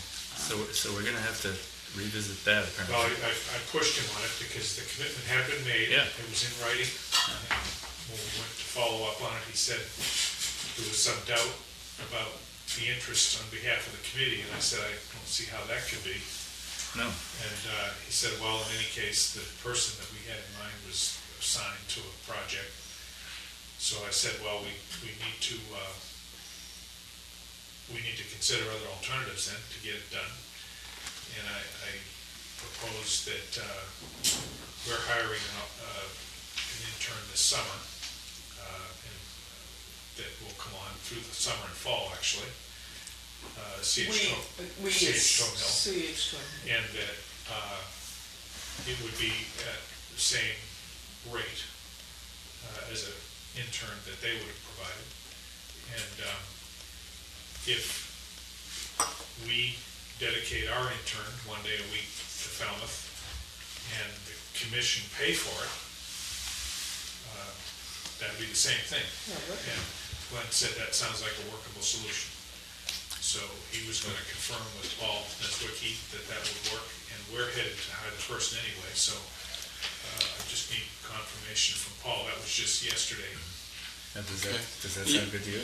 Well, it sounds good, but here's the issue. We have some people who have volunteered their homes for an installation. So I see no reason why we have to wait till the RFP is done. And this is not the MOU, the RFP, okay? Which would be in the end of October or even later, right? If I'm not mistaken. The RFP, You mean the work would be done? yes, In terms of the design? right. Yeah, November. And that incorporates the design of the actual demonstration project, how you accept people, how you move them through. But and we didn't really address this, but we didn't come to a conclusion, but we did talk about people who have volunteered already. If we can get them into the process this summer, then that would be good for the program. That's what this intern could do. Somebody who would actually go to the home, say, this is too complicated, an installation, I don't think this will work.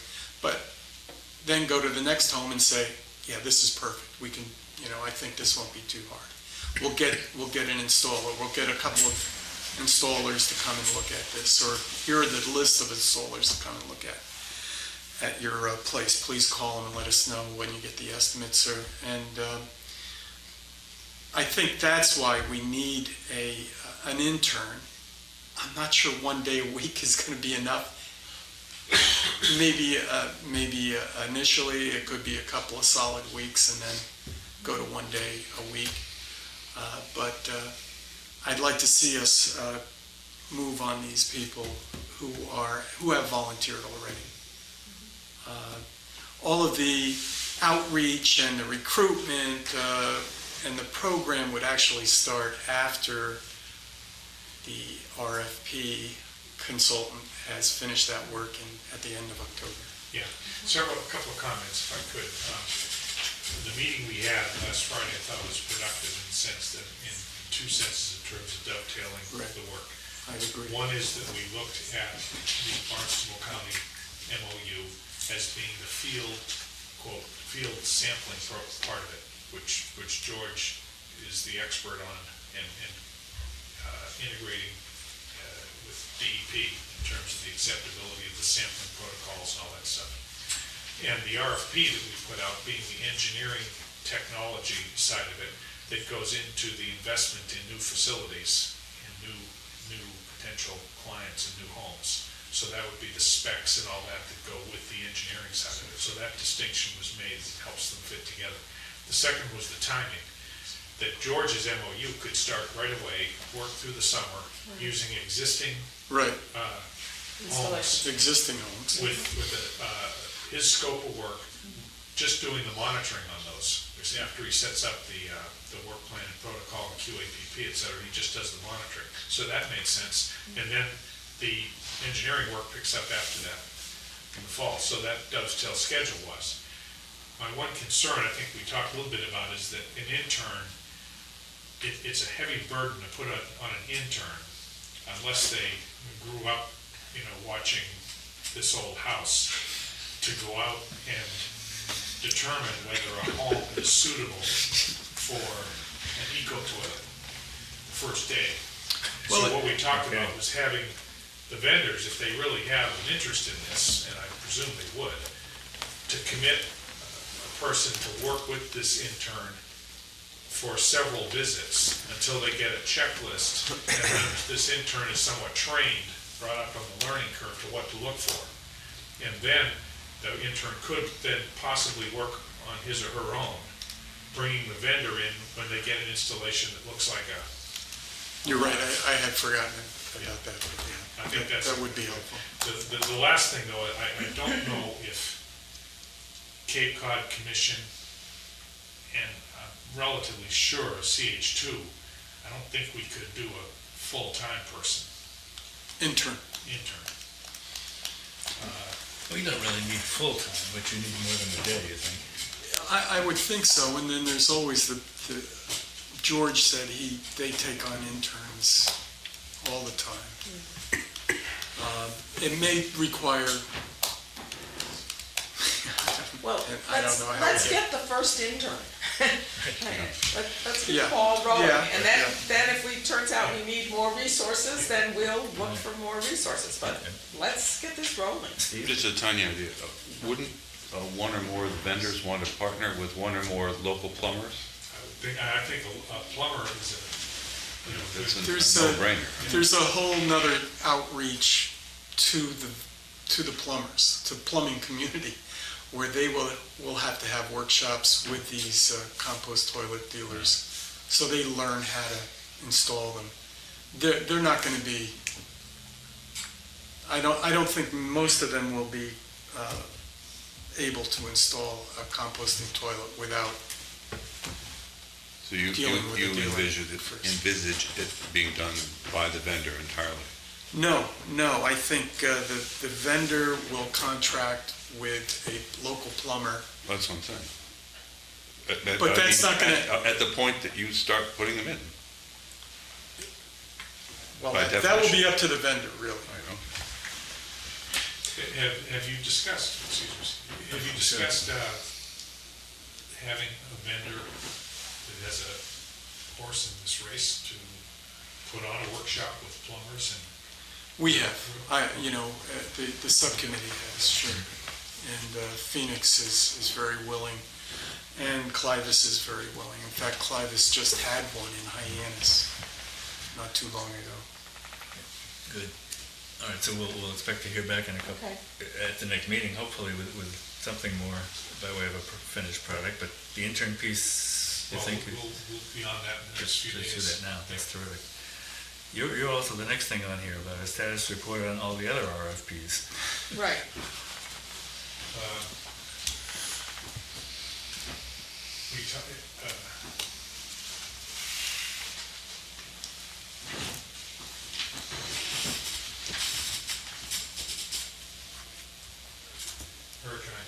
this morning, and just as I was leaving to another meeting, and I agreed to put together a little spreadsheet of the status of each RFP, how many hours are spent, how many hours were budgeted out of the total 80, what's left, and then what could be considered going forward for those other items on your list, Virginia. I didn't have a chance to print it out, to hand out, but I'll give you a summary. Okay. Of the 80 hours, we talked about originally 56 have been spent. That leaves 24.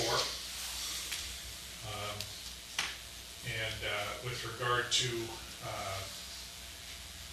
and I think that the eco toilet RFP, I estimated about 12, 14 hours on that. And I think that should be more than that to get that RFP together, given the discussions we've had and the MOU being broken out now, et cetera, et cetera. So,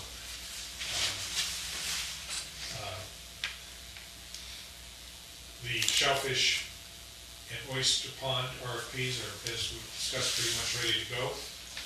Baseline monitoring, Little Pond Stormwater and Bourne's Pond RFP are the other three. I just did a rough estimate here for your consideration of, baseline monitoring probably being the most complex. I assume 24 hours for that. 16 for Little Pond Stormwater, 8 for Bourne's Pond RFP, and Board's Pond is the inlet widening. Right. yes, Oh, and that may not actually land on your plate, okay.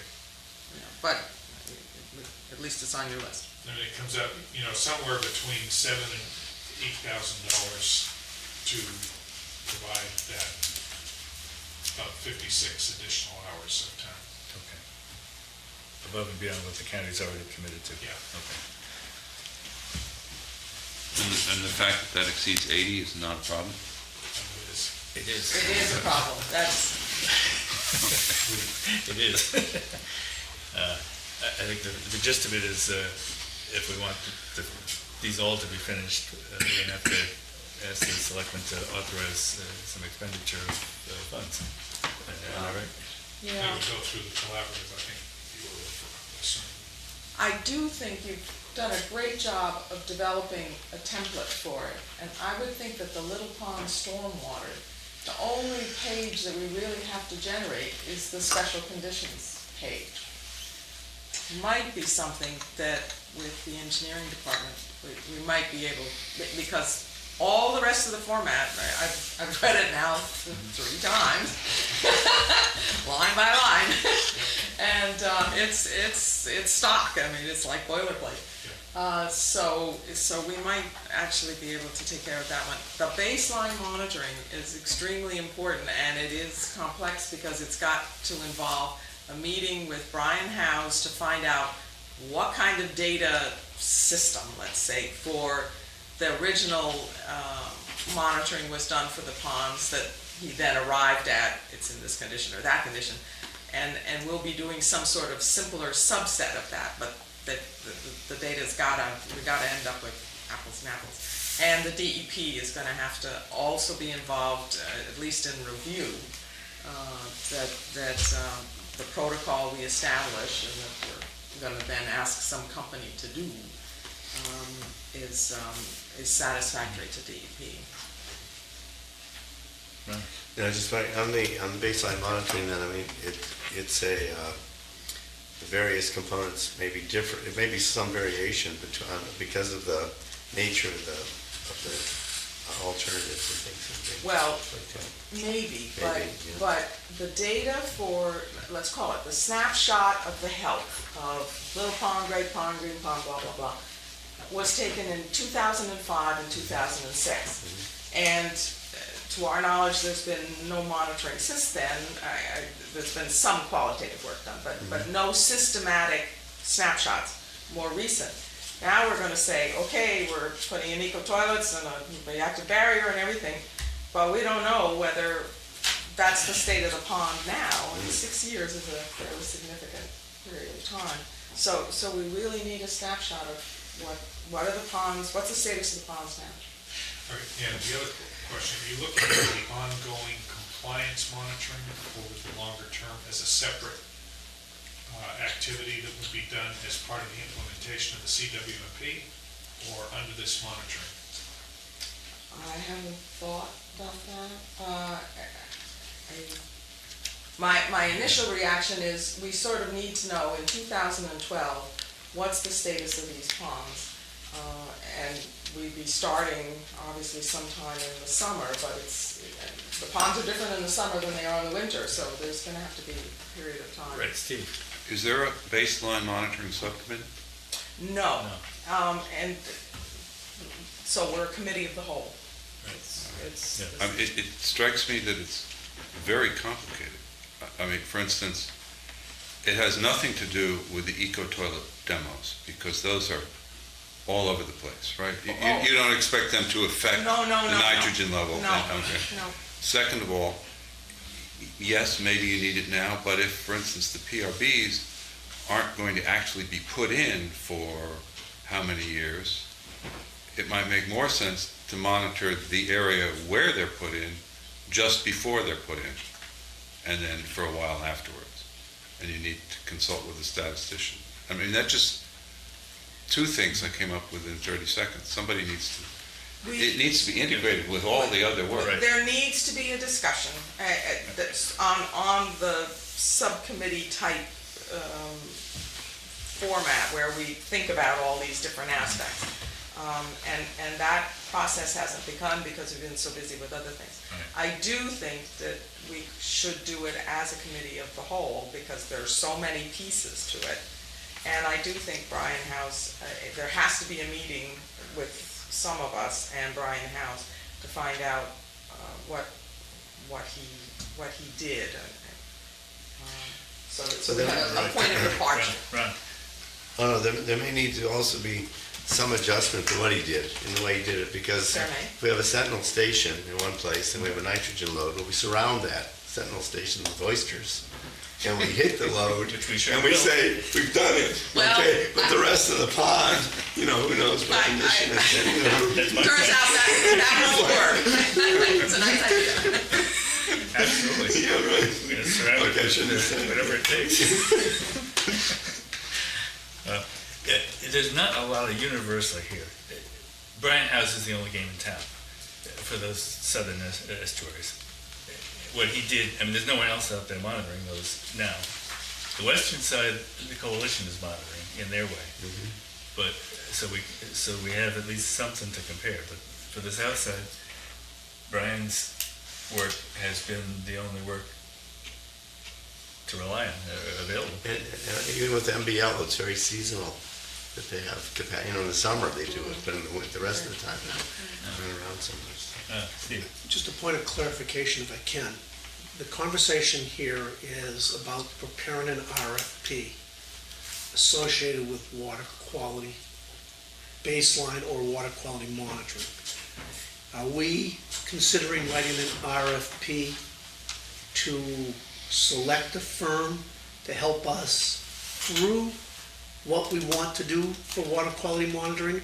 Or are we intending to try to write an RFP that will say what we want to do for water quality monitoring? Because I would hypothesize that, like we've done in a couple other things, perhaps what we should be trying to do here is write an RFP to get a consultant to assist us with water quality monitoring, I look at what exists and what we might want to do, when we might want to do it, and when we might want to do it going forward.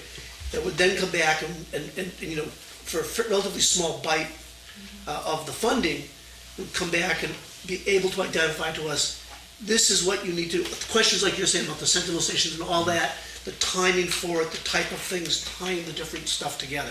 So it may be that we might be able to streamline what we're trying to do here if we say we're trying to put together an RFP, because it's a little bit of a specialized field. It's a bit of a specialized field. And I think if we narrow down what we're doing with the RFP and leave it open, that whichever firm we get, we can either retain for doing the next step if we're comfortable with them, much like we are with any of our consultants, may be an easier way to approach a very complex subject right now. I think, I almost wrote down exactly that. I think you could call it a consultant to work with the committee to develop a work plan to answer the questions. To define the water quality monitoring needs and program. Yeah, you know, what do we need, when do we need it, and what are the QAP surrounding it, all that kind of stuff. And then phase 2 would be the implementation. Can I throw a different idea out there, just as we're talking about it, I'm thinking about it, right? The only work that has been done, ongoing work, is Bryan House. The only work that's been accepted by the state in the past has been Bryan House. We have a contract with Bryan House now. The town, through its consultant, has a contract with Bryan House to provide advice when we ask for it on different things. Well, certainly one option might be to just say, let's go to, like we did at the county. Here's someone who does it already, has a name, a recognized name in the field, is a quasi-public entity, and that's a question with Brian, but he's he's at least quasi-public, he's a university relationship, and we already have a contractual relationship with him. It's a lot easier just to say, Give us a scope. talk to us, Brian, here's what we want to see happen in these ponds, and let's talk, rather than getting a consultant to look at it, to think about talking to somebody, and it turns out he's the only one to talk to anyway. Matt? You know, I would agree. I think, you know, just to compare it to the Westport River, Brian is contracting with us to do the testing, but, you know, he's got the nameplate, so we're gonna do the testing for him. They do the analysis in their labs, but we'll do the sampling. And so that makes sense. They can contract with anybody they want to actually do the samples. But I was just wondering, what source of funding would we use to pay for that? Could it be the FC? It's Article 17. It's right in Article There's a 17. piece in there for baseline monitoring. Yep. No, so there's no problem with that. Right. Just one thing on this too is that up until now, there's been a lot of noise to an extent about access to data and models and things like this. And I think that in any contract, we have to be very clear about what we, if we go with him, with that group, that we need to be sure that everything will be accessible in every form that they collect it. And That's right. and Steve, even though you brought up this new idea about hiring a consultant, I support you on this. That's right. Okay. He is not. It's sort of out of the blue, but it's okay. Good idea. He is not plus. What we're actually talking about, the agenda item, is the hours that Mike has That's true. left and what other work he might be doing. And as I said a little earlier, baseline monitoring has no subcommittee. It is part of Article 17. It is something that needs to be done. And so we need an approach. And I think we'll have to figure whether the agenda item is more discussion about it, or whether the to-do is make an appointment with Brian House, or maybe we ask him to come here. You know, we need to think that through. There have been so many pieces that had high priority and sense of urgency, but baseline still is a very important piece, and so it's got to come onto the table one way or another. Yeah, the other thing about our process that we've all learned the hard way is it is very like going through a swamp. I mean, every step of the way is a big hassle. To get to the point of where we are now, in 6 months, of having RFPs ready to be issued, that's just the beginning of the hassle. You know, out it goes, in comes the consultants, we got to weed them out, we got to pick one, they've got to set up. It's an enormously demanding process for every single one of these. And to create, if there's one we can do without doing that, I'd be thrilled to do that, because it's just really, it's municipal law, and it really is awful. Go ahead. I'm not strongly opposed to anything that was just said about the consultant to do the baseline monitor, to tell us how to do the baseline monitoring. But I just want to reemphasize, I'm leery of the committee downloading what I think is part of its own job. I mean, you're not supposed to contract out your thinking. And that's part of the strategic plan of the whole thing. Otherwise, the consultant's going to come in and say, well, first you need to tell me what you're going to do and when you're going to do it, Right. else I can't tell you We when have to monitor. We have to prepare an RFP anyway, so in that we would be putting in the, Or the consultant, if they happen to have a vested interest in measuring and monitoring and computer models, might say, oh, measure multiple times a year, every year for the next 40 years. Which we didn't ask for. Yeah. Mike, can we do an MOU with UMass Dartmouth? What if we did something with UMass Dartmouth? What form would it take? And it is an MOU, and they have standard Okay. boilerplate. Is that right? Or is that what we're saying? Yeah, I mean, almost all the other towns on the Cape have contracts with SMAS for Bryan House's service. And it typically involves developing a sampling plan, which is typically something that he develops, and then working with a group such as yourself, it gets modified a little bit. And then typically the service that he provides is the analytical service.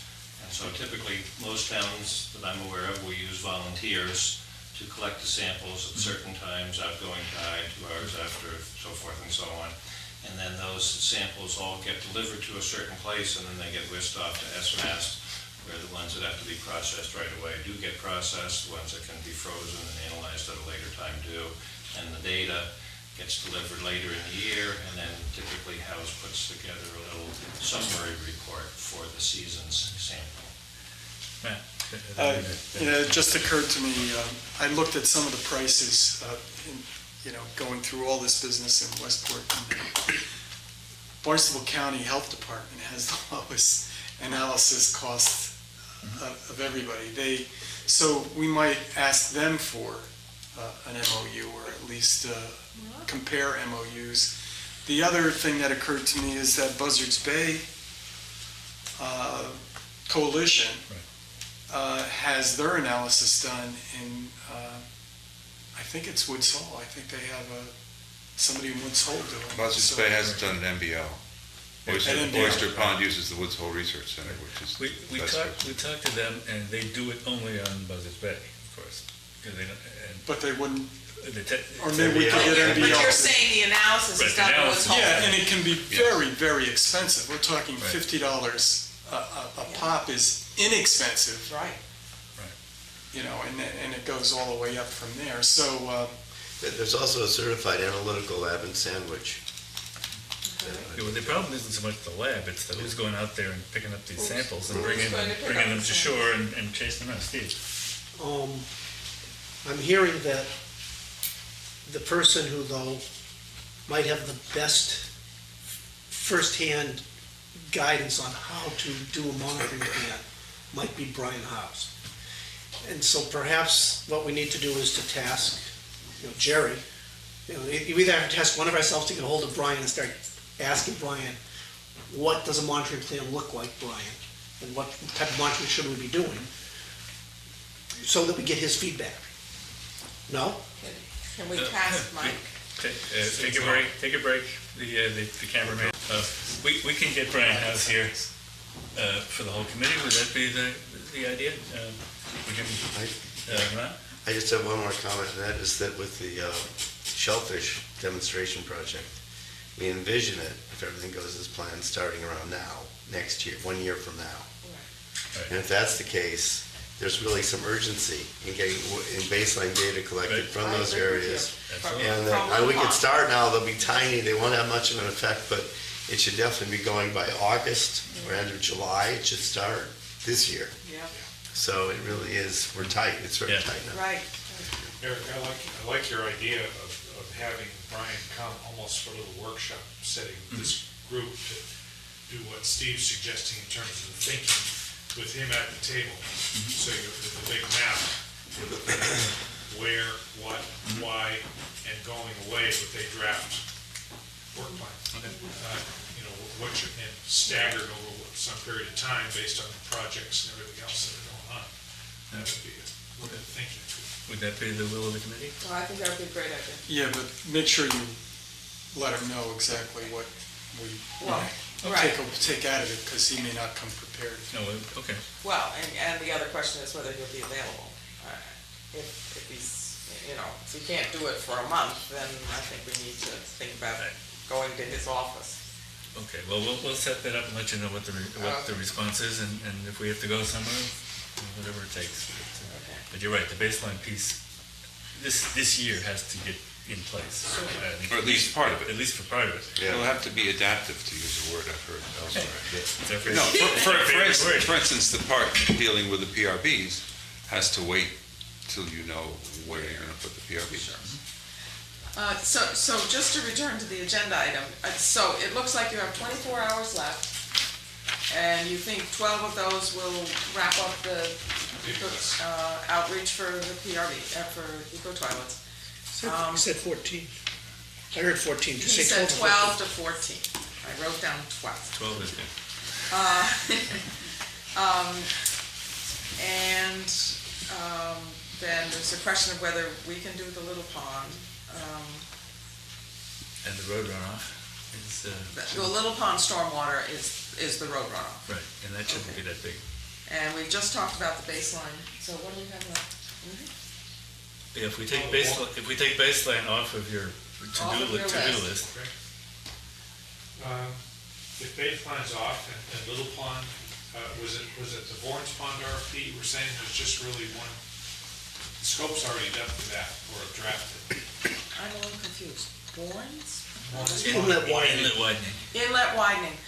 I just don't see it moving to an RFP fast. Well, let me ask it the question this way. If we still have some hours left, can we ask you 2 months from now to use those hours, or is your time? Yeah. Okay. I'm just projecting that it may take that long before we even know about the inlet. Yeah. What I'm hearing So the only one is what I'm hearing you say, Virginia, is that we'd like to await the outcome of the ENF Yes, before we make the next step on inlet widening. that's what I'm saying. I would concur with that Okay, approach. okay. So that's off your list, and monitoring's off your list. And so then the other one is the Little Pond stormwater. And that was the one. you And said that's you the thought one you that, had a pretty good that it's handle on. possible that I the gave engineer. you everything we had on that, and Yeah. said, Yeah. Yeah. Did you Meet with have you Peter, looked the at it? town engineer. No. Need to meet with Peter. I haven't looked at it. He gave us Okay. he handed But I you did- what he was on. Okay. I budgeted 16 hours. Okay, well, So you since just- you've given him all that information, let's get to it. obviously, if you run over or get close to running over, let Yes. us know, and we'll deal with that, because Yeah. we want you to finish and hopefully carry on in other respects. Any other comments on this? Thank you very much for what you've done, by the way. We would be floundering Yes. a lot longer without you. Very helpful. Do we need to talk about budget status at this point? No, we're not, because I put that on as an agenda item, and I had all sorts of good intentions, but I'm paving a road someplace, obviously, because I'm not prepared. It can wait. But we can carry it on. I do believe that we need to Okay. go through budgets at some point. Okay, the next piece is adopting the meeting schedule for the next 2 months, so the town clerk and the Falmouth Enterprise can let the world know when our meeting schedule is. May 17th, May 31st, June 7th, June 21st, are those all Well, dates? too fast. Well, May 17th. 17th, Which would have been. Well, it's the regular- That was the regularly it's the scheduled. regular schedule. We Right, wanna make the sure only that- thing that's different is that we're adding May 31st. Right. I didn't hear you say June 1st, did I? No, June no, 7th. 7th, and 21st, June 21st. So we have a meeting for 2 weeks in a row, the 31st and the 7th. Right. And the thought at the time we did that was that Right. that would allow us to perhaps not have to meet the day after July 4th. Right. As we're getting the ringing out of our ears from the fabulous fireworks that Falmouth puts on every year, that's world famous and that draws thousands of people here and fills the restaurants and everybody enjoys and loves. They are good. They are great fireworks. So we're up to June 21st. Fabulous Yeah. fireworks. It doesn't rain. Okay, if there's a motion to adopt this schedule, Steve can then give it to the town clerk, and the enterprise can have it, and the world can know about it. There you go. So moved. What's the meeting in July 1st? Let me read that. This doesn't get us to July. Oh, okay. May, I 2 see. days in May and Okay, 2 days in June. yeah. Next 4 meetings. Okay, Okay. motion made, seconded? Second. All in favor? Aye. Opposed? You got it. Minutes of the previous meeting, at which I was not at and you were not at, so.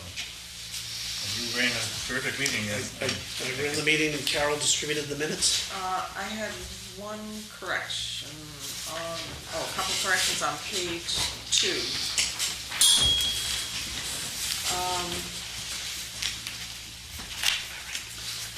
On the second page, it says, lower side of the page, committee discussion included these points, okay? So 4 bullets from the bottom. The question about what material in the scope already exists in the, and you wrote TMDL, what you should have written was in the draft CWMP. And then 2 bullets down, the entire process of water quality management might result in several, and it should be MEPA, MEPA, capital MEPA, and certificates with a capital C. It's a legal document. And then on the motion, Virginia and Steve, to advance the preparation of an RFP to complete a CWMP for the Oyster Pond watershed as a separate document. It's to be a separate CWMP, and bring this RFP. With those corrections, I move the minutes. Second. I just have one comment. I wasn't here, obviously, but from what Matt said about having mentioned something about the step system in the last meeting, there's no mention of it in the minutes. So I don't know if that's a factor. I wasn't there, you weren't I there. wasn't there either. I'm just saying I A lot didn't of it see it. isn't mentioned, so I'm not, Can you add it, would you like me to add it? it doesn't matter. It's fine. So it's been moved and seconded to, with that one small change, to adopt the minutes as presented. All in favor? Aye. Opposed? Abstain. Abstain. Mike, thank you very much. Thank you. Okay, correspondence. We have a little backing and forthing with the Community Preservation Committee. Some of you might remember at the town meeting, they were advised to think harder about alternatives. And I had a conversation with their chairman and with their staff person to the effect of they should really be talking to us and to our, particularly our subcommittee people in those areas to learn about what we've been contemplating and how it might fit into what they should think about. And Peter, the chairman, Peter Clark, was in Dubai at the time, so he wasn't available to respond, but if the committee wants to make it a formal invitation, I'll do that, because I think they clearly No, I think so. That'd be great. need something along those I lines. did, Virginia and I did go to a meeting. I didn't hear what you had to say. I'm trying to think what meeting. That was the annual needs hearing by the yeah. CPC. And any member of the public can come and talk about anything. I was there because of the 300 committee and because they usually bring forward a request for a set aside of land because we have a number of parcels in the hopper. So that was my purpose for being there. But the committee, after I, done sort of the 300 committee issues, brought up town meeting and all the different things that happened in town meeting. And so they're very interested in reviewing how effective they are in the town, what are the sorts of ways that they can serve the town. So I think more dialogue with the CPC is wonderful. I think it's going to be very useful for everybody. And if I can just follow up, commented specifically about composting toilets and how they could work there on a two-story building, and that how the toilets are fairly conventional looking and in their operation. So he sent me subsequently, Peter sent me an email saying that he's looking forward to continuing the conversation. So I think he'll be open to an invitation from the whole committee. They'll get it. Wow. Yeah, also they are developing or supporting the T-ticket park, which could be an interesting dynamic in terms of surface runoff and kind of this in that area, because they want to do whatever that indigenous plant approach and make it very, very native, with native plants and work with that. So there may be some aspect there, because that's sort of the headlands of the mighty little Pond River, or stream, whatever it's called. The planning for that park is, Headwaters. the planning for that park is trying to minimize runoff, just for your information. Right. So they're going to, I told them about Scott Horsley and pervious pavements and things like that, and so the parking lots and the paths are going to be pervious. Okay. What else? The long-awaited and much delayed position, the halftime position, is being advertised this Friday. It's only a month later than originally contemplated. But they still hope to hire by June, Yeah. which was the original target. It did move along, and So where is it advertised? it'll be in the Enterprise tomorrow. In the Enterprise, okay. Good. Virginia and I had talked about doing sort of a public report on our doings once we get these RFPs out and the CWMP at least out of our hair, and doing it perhaps at a selectmen's meeting with a PowerPoint and kind of, because the general public has not been following this in great detail, and who could blame them? But that's And we also will have a new selectman. I mean, Right. we There'll don't be a know new who, select- but it will be a new selectman. That's right. And so I think it's important to bring that board as newly constituted along. So we're going Monday because there's a few things on the agenda, and we'll make that suggestion at that time, and hopefully in sometime in June we'll be able to put something together that brings the whole town up to speed on where we are. Nate has left, but the question for Nate was, does he have everything? He doesn't quite. On agenda item for the next meeting will be the language that goes with the schedules. Okay. And as I said the last time, the schedule, which you picked up on some of the dates, we still need some fine tuning of the schedule. The computer program drove us to put a date in, and so we still have to do a little polishing on that. But in the executive summary, you'll not only have the table, you have to have a text that explains the table. So I'm drafting that language now. It will be to all of you by the end of next week, maybe sooner, but definitely by the end of next week, so you'll have time to review it before a meeting 2 weeks from now. And then we can edit that if it's needed. Good. You're going to announce the May 10th? Oh, yes, Valerie is putting on a governance, Valerie Nelson, who's put on things about green CWMPs before, is now putting on one in Dennis this time on governance of wastewater entities. It's May 10th, it's an all-day affair, everyone is invited. It's going to be at the Dennis Pines Golf Course, 50 Golf Course Road, East Dennis, Mass, off of Route 134 from 9 a.m. to 4 p.m. Right. Has this been sent around to all the members? If not, we can do that. I have copies here. Jerry sent me it yesterday or whatever, and I've got multiple No, I don't copies. think I've got it. Okay. We need to pass that around. Yeah. Brief status on shellfish. The town completed their forms and submitted their forms to the Division of Marine Fisheries. for this season's viability. It's on me to make a little follow-up with the Division of Marine Fisheries, or you, Ron, we can talk about that. Which one of us will do that to make sure that they're going to respond. We've sort of missed the first batch of seed, but there's a second batch of seed showing up here in the near future. We hope to be in place to do it at that time.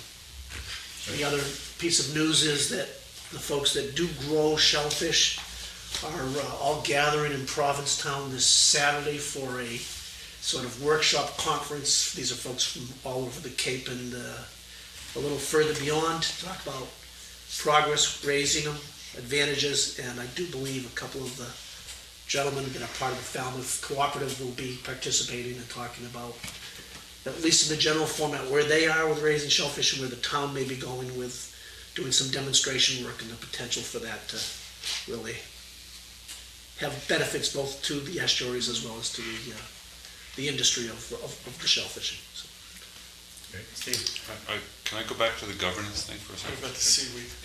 Is it appropriate for this committee to discuss or say anything about all this furor and spam emails and everything that I get that's going on about the county and governance? And it's like we're here in our world and there's this storm raging out there and I really don't know anything about it. I would like to say, having representatives on each side of me, they're going to be experts in what to do with spam email. That's what the delete button's for.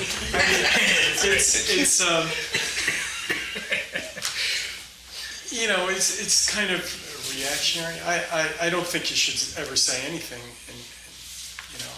in the name of the committee. I don't think you ever would. None of us would. No, my question is, should the committee say anything? You can read it if you want to get involved as a citizen. That's up to you. But I tend to, and I think Eric and I were targets of it because they wanted to involve us originally. I've been getting them, and there's a thing on my computer where I can say junk email, put the sender on that list, and I stop seeing it. Well, you can do that, but it's. I think there's another. You're right. There's something else going on out there. It's an anti-government period. But you're not. There's nothing we need to do to prevent anything that's going to do something that will counter what we want to do. It's a major public issue that really hasn't gelled yet in some respects, but obviously you can see the forces moving in different directions and lining up. But at this point, there's no specific proposal out there to react to, and we could spend a lot of time contemplating what it might be, but we aren't there yet, I don't think. And it won't be too late. Oh, no. Well, that's why we had Mr. Gottlieb here to talk about Right. that. The custom in politics is to wait till the last minute, and then everybody piles in at that point and says, "What the hell is going on?" So we're not there yet. Okay. Although we did get That was to a graduate course in politics. We have no obligation to comment, and as a practical matter, I think it's not timely to comment. There's nothing concrete to react to. Takes up the energy of this committee dealing with got- something that's somebody else's agenda for the time being. And we've got so much to do. Oh, I'm Also, convinced. I think Paul Zwicky is doing a 15-town visiting to talk about wastewater, right? I don't know when he's coming here, but he's supposed to be doing that. I'm sure you will. Would you like a motion to adjourn? I would. Steve, you want to make a motion to Do you adjourn? want public comment? Oh, Public comment. You've been very quiet. Because we had no chance before. Now, you know better than that. You have anytime you want to stand up and say something, you have always been welcome to stand up and be recognized, and we've allowed it.